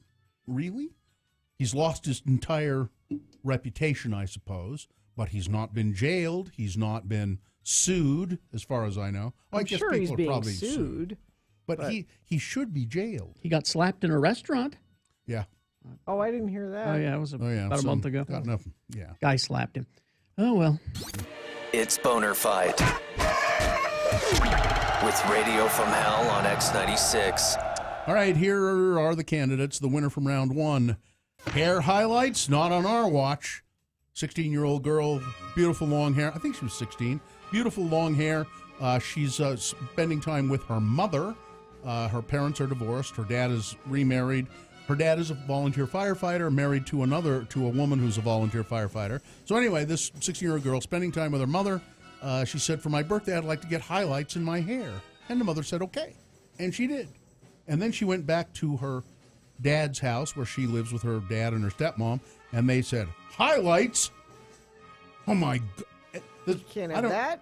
I don't know what they thought about it, but they forcibly cut all of her hair off.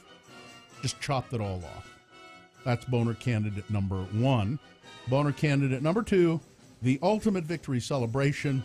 A Philadelphia Eagles fan celebrating the Super Bowl victory, eating horse poop that's in the road in Philadelphia. I'm so happy. I'm so excited. I'll even eat this. Jeannie, you don't understand it because you don't know how important You're it not was. A true fan. I guess to not. win. So that's number two. All right, there you go. You've got to decide which one of these two deserves to be Boner of the Day. One or two. All right. Put the candidate number that you think should win boner of the day, 1 or 2, in the message of a text, 33986. Or you can call 877-602-9696. Talk to Katie. She'll take your vote. Or go to x96.com and look for the box that says Boner Fight February 6th. Vote there. If you don't see the box, refresh. It'll appear. Less than 300 seconds. Let's do it. It's Boner of the Day.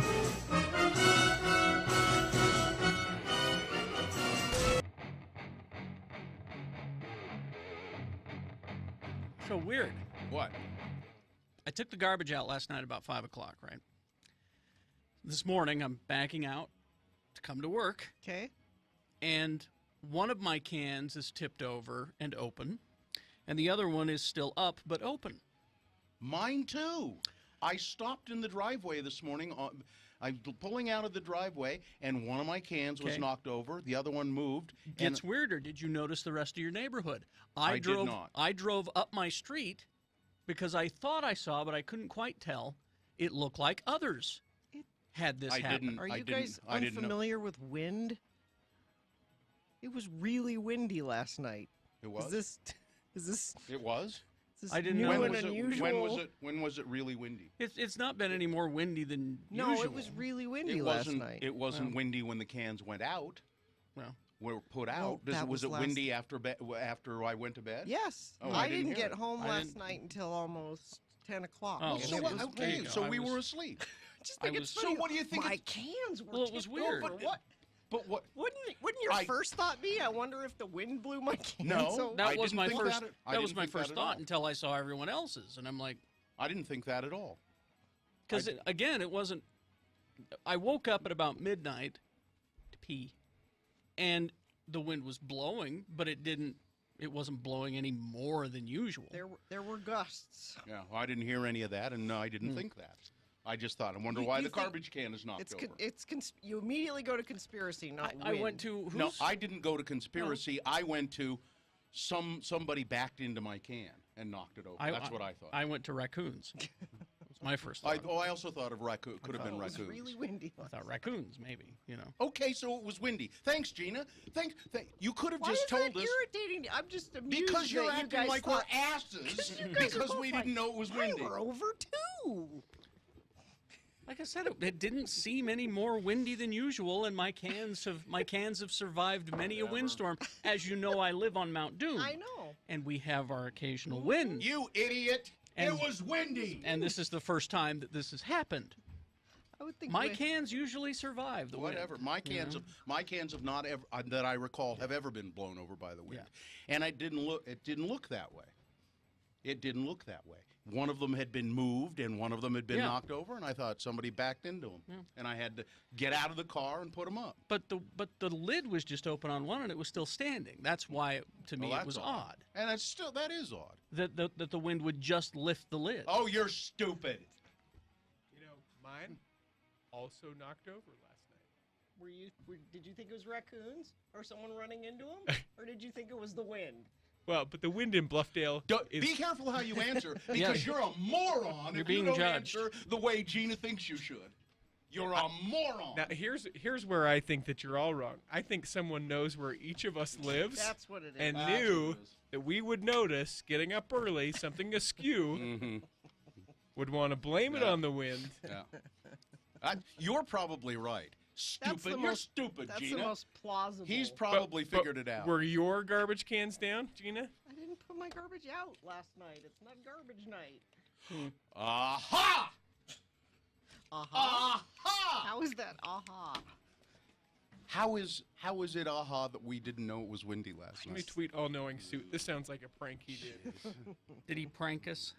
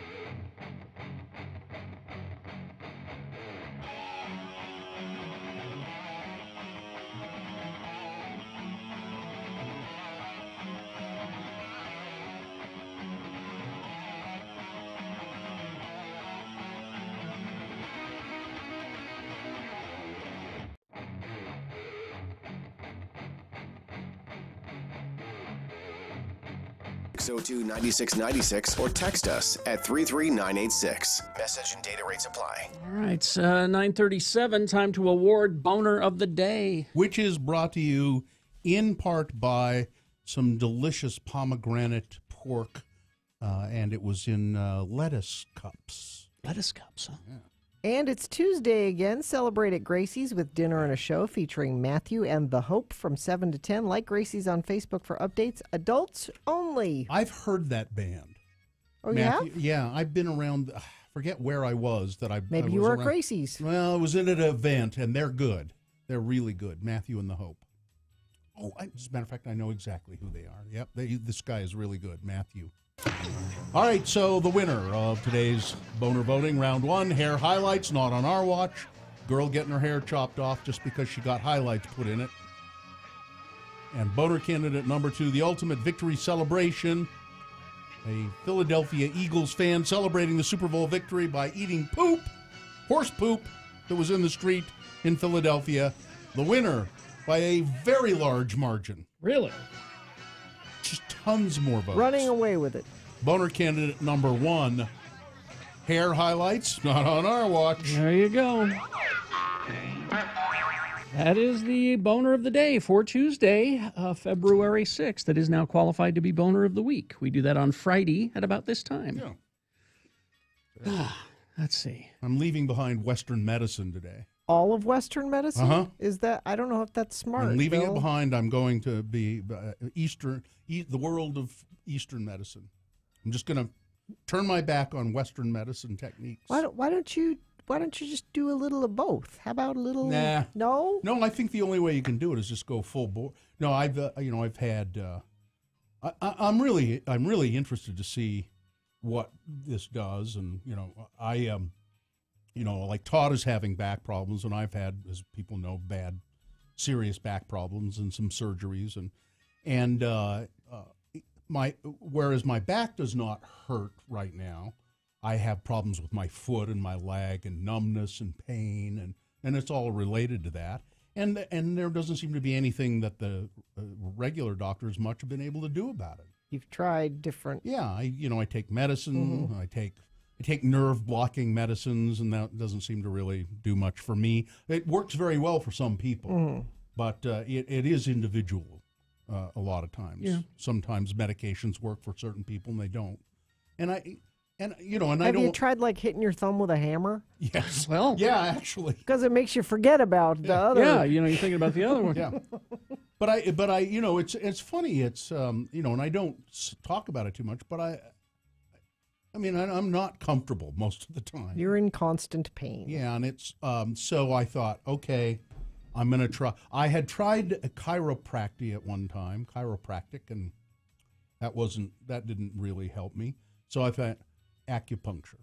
I talked to people who seems to have done wonderful things for. Now, what is the theory behind it? Because on the face of it, it seems like, why would that help? Well, first of all, remember this. I don't understand it. This has been done for thousands of years, and in China, it's still done in combination with Western medicine.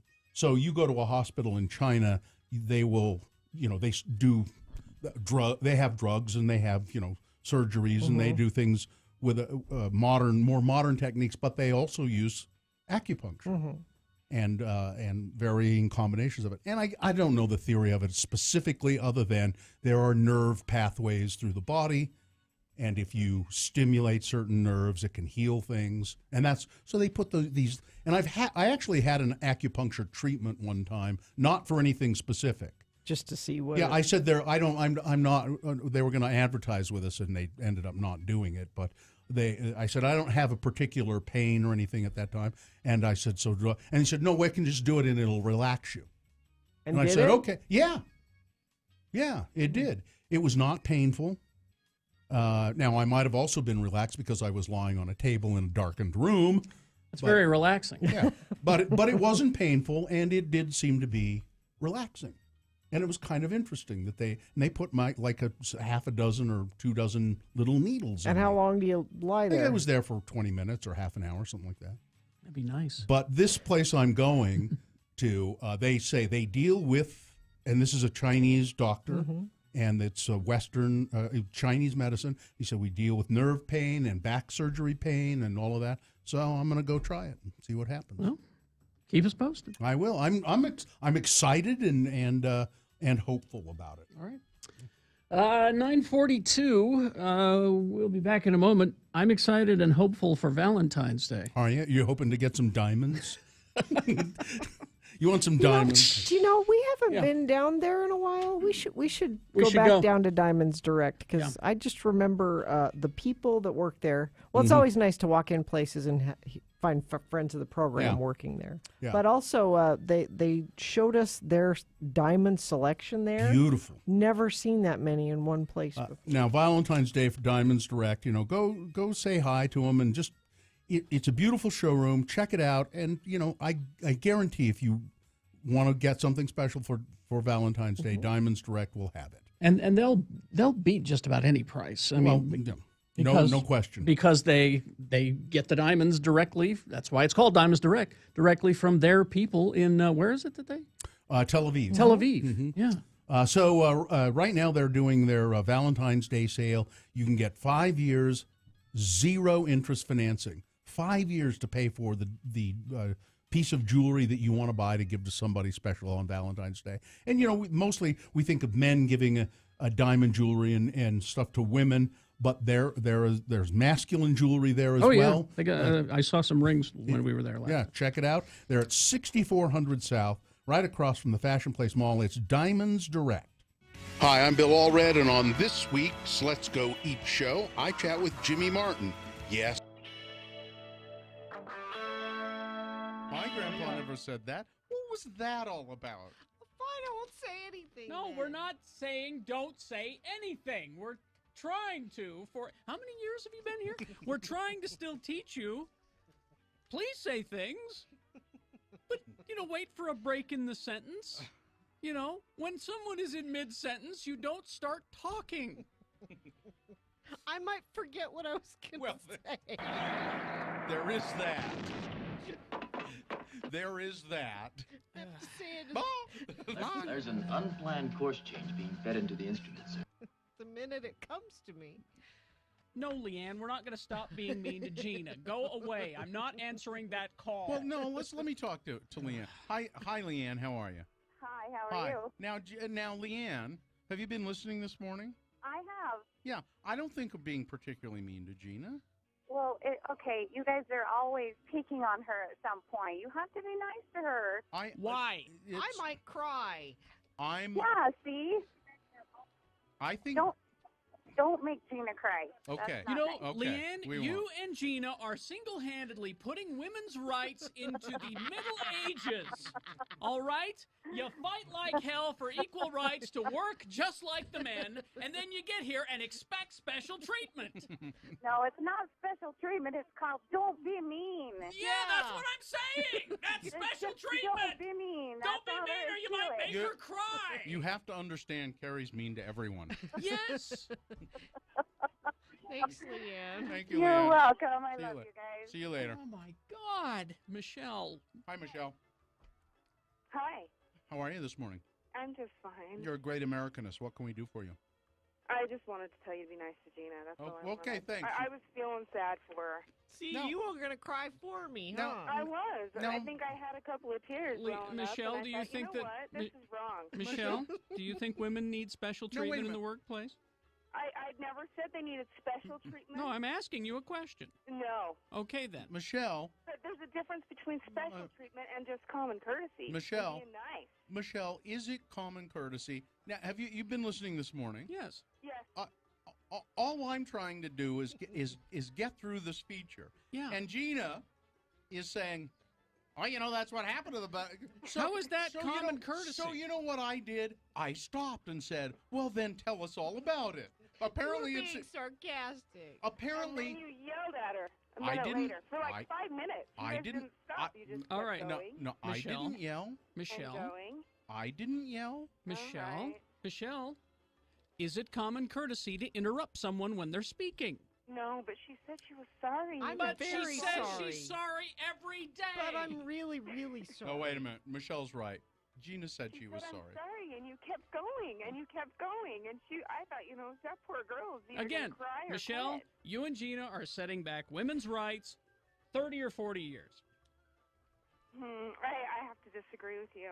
I think it's only Just 20. apologize, Michelle. Michelle, just tell Carrie you're sorry. You're wrong, and you know why? Why am Because I you're a wrong? woman. That's why, okay? But thanks for If trying. I were as smart as you guys, I'd know when.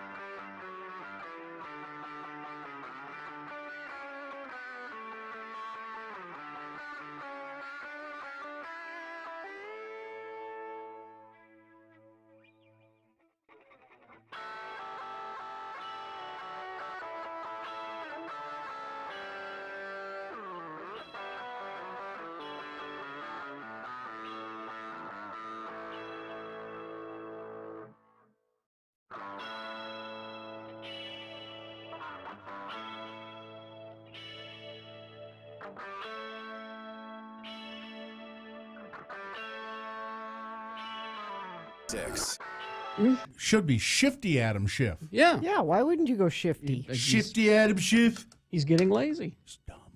All right. 950. Right now.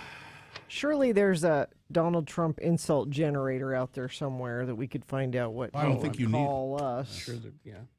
There's got to be. I would think. Let's see. Any business that we need to take care of? I'm looking up Donald Trump insult generator. Well, that's important. Why don't get on that? Yes, Dylan Allred. Yes. So on Wednesdays we do the very popular Things That Must Go segment, right? Yes. We do? I think so. Is that every Wednesday? Mm-hmm. I don't know. Things That Must Go. It's so popular that we don't have any. Right. Is that right? That's right.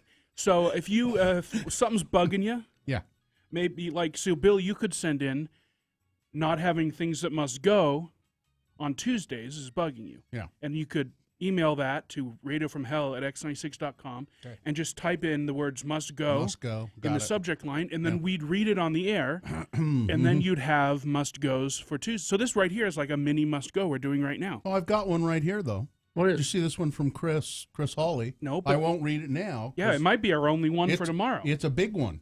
It's a good one. Okay. Yeah, so send in your must-goes to radiofromhell@x96.com. Chris has also included pictures. I don't... Pictures? Yeah. They help me. I like them. This is a picture of a dog doing with sunglasses on Aw. and wearing boots. And a picture of his tent. Okay.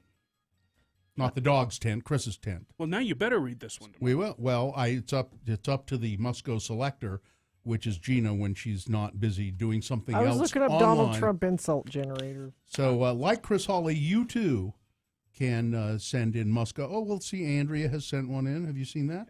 No. Come on. There are a bunch of them here. Play along with the bit, Bill. But we need more. I have not looked today. All right, I haven't looked today for the things that must go. That's only 2. But we were planning out the show tomorrow, and I thought, I bet You're we need some ruining the things magic, that must go. Bill. It's really not the point. Is there an insult Did you find an insult generator? If you're not creative enough to come up for an insult with me on your own, you don't deserve to insult I have me. about 8 running through my head right now, but I can't say them on the radio. No, you couldn't find one? No, I mean, there is one, but it's not. I wanted, put your name in. Put your name in, and it gives you, this is just here. You put your name in here. Oh. Gina, insult. Weena. Gina did an absolutely horrible job. Gina should be ashamed of himself. Shameful Gina? It just puts your... Shameful Gina? Shameful. Yeah, that's... Sad. Sad. Well, yeah, uses that. Sad Gina Weena. It's sad Gina Weena. It might just be Gina Weena. Sad. You put sad on there. You'd probably be Little. He'd reuse Little with you too. Yeah. Little Bill Allred. Carrie's a hard one. Let me try Carrie. Let me The see Failing Radio from Hell show. Sure. You'd start there. The fake. It's fake. It's full of fake news. Yeah. And innuendo. Yeah. What does it say for Carrie? Should put him in? No, I took it out. Oh. It wasn't what I wanted. It wasn't what you I wanted a nickname. I've got audio of Bill Burr on Conan last night. You want to hear that? What was he doing? He thinks that you should be able to yell at other people's kids. Okay. All right, here we go. He might swear. What's the best thing so far, in your opinion, about being a dad? I actually like going to the park with my daughter, pushing her on the swing and all that. And then also, at her first birthday party, I realized how lucky I was to have a girl, because they just sort of chill out and take things in. And I saw the little boys, they're like maniacs. They're like throwing stuff, ripping. Like literally watching my daughter, she just kind of waves hi at everybody, and the boys would come up, just rip toys out of her hands. It was like breaking my heart, because she's she's so innocent. She hasn't met an ass yet. So it's sort of like this, oh, what was that vibe? And then the boys, they're climbing on, they're throwing rocks down on the car. It was like Braveheart. Every time I told them, it's like, you guys, you got to stop doing this. And then also, you can't tell other people's kids not to do stuff. Right. So you got to kind of be loudly hey, he's climbing up on the utility pole, and kind of hope that somebody does something. Well, back in the day, you could yell at people's kids, and I think that needs to come back, and that's what's holding back this country. Yeah. That's what it is. Yeah, it's good. At some point, you got to be, hey, get off. Hey, I said don't do that, and then you got to be like, hey, look, you little that's my car. Yeah. Stop throwing rocks on it. Yeah, yeah. Before I throw you over the wall. You're not going to do it, but you scare them a little. Do you yell at other people's kids? I do. In those instances? I have. You have? Yeah, oh yeah. Gina? I don't know if I yell, but I would say something. You, get over here. Yeah. Come here. Sometimes I think in public, there'll be a kid behaving like a little snot, and their parent, they just aren't listening to their parents. And sometimes I think, if I were to just get down there in that kid's face and just say, stop it. Like this big giant guy with a beard that they've never met, you stop it. I think their parents would probably be like, I mean, I've "Thank done you." it to my sister's kids, Well, that's different. That's different. To be honest, I'm usually in public spending more time yelling at my own kids. I don't have You're too time. busy to... I don't have time Yeah. to yell at other people's kids. I've only ever had to speak to a kid's parent once. Usually my $1 million scowl says it all. You use that around the office here. Yeah. Scowling Kerry Jackson. Found it. Sorry. Sad. But there was one time I was on an airplane, and the kid was acting up and kicking the seats. And I remember I looked back between the seats to the parent, who's the mother, and I looked her straight in the eye. And as soon as she made contact with me, I went, "Really?" That was it. That was it. That's all it took. Wow. I have to do that in movies a lot. Yeah. You do the look to the parents, and they're not paying attention or don't care. So I've had to say, hey, excuse me, young man. Yeah. Knock that off. The oblivious parent is more annoying than whatever the kids are doing. Right. And usually I don't think you need to lecture them. I think, if they just see the evidence of what their kid is doing and you look at them and say, Really? Really? I think they get the idea. Right. Because part of the reasons you take little kids to movies, right, is so that you don't have to watch them for an hour and a half. That's the theory. So that the parent is just like enjoying not having to chase a kid around. Yeah. So I can feel for them a little. But No, they can do that at home with a Blu-ray or Netflix. Fair enough. All right. It's their fault. That's the electronic babysitter I talk about. That's what you don't take it to a public place. You're not babysitting in public. Okay. Anyway. Should we do your promo? Really, Dylan? All right. So things that must go, is that what we need? Yes, we need those. Okay. Let's talk about it in the promo. All right. All right. On Wednesday's Radio from Hell show. At 6:45 and 8:45, it's Things That Must Go. Get your Things That Must Go to Radio from Hell at x96.com. Put Must Go in the subject line. Oh, and at 7:45, our good friend Spencer Cox, the Lieutenant Governor, will be here. Let me speak to the Lieutenant Governor. Get your questions ready. And at 9, it's Corey's concert and community calendar. Join us for Wednesday's Radio from Hell show on X96. I thought Spencer Cox was Thursday. No, that was just a special This is one the last time? week. Yeah. Was it? Okay. So Spencer Cox is Wednesday? Yeah. That's what Dylan has been told. Yeah, Okay. it was a special thing. All right. last week. So, John, when are you getting your baby teeth ripped out? Yeah, when's that happen? A week from Thursday. Interesting. Looking forward to that. I'm kind of nervous. Yeah? But I'm excited too. And they say it's not going to be real painful? They say it won't be painful at all. It's going to take like 5-6 hours, something like that. Oh, yeah. But they're going to do them all in a day. Yeah. So there's Bring a a lunch. TV. There's a TV up above, and they're like, just bring some headphones and we'll do Lie our back. thing and All right. lie back and enjoy. What do you got today? I've got a wingding. Yes. I know and? that. Yes, and? I know I have something. You have Let no me think. idea. No, I do. Let me All right. think. Come back to me. No, you don't. Live long and prosper, bitches. Don't you know who I am? Really? John No, Smith. the Valentine's Day thing. That's what I've got. John Smith is next. Please keep listening. A 1-hour nonstop music wingding starts now. Utah's original alternative, X96.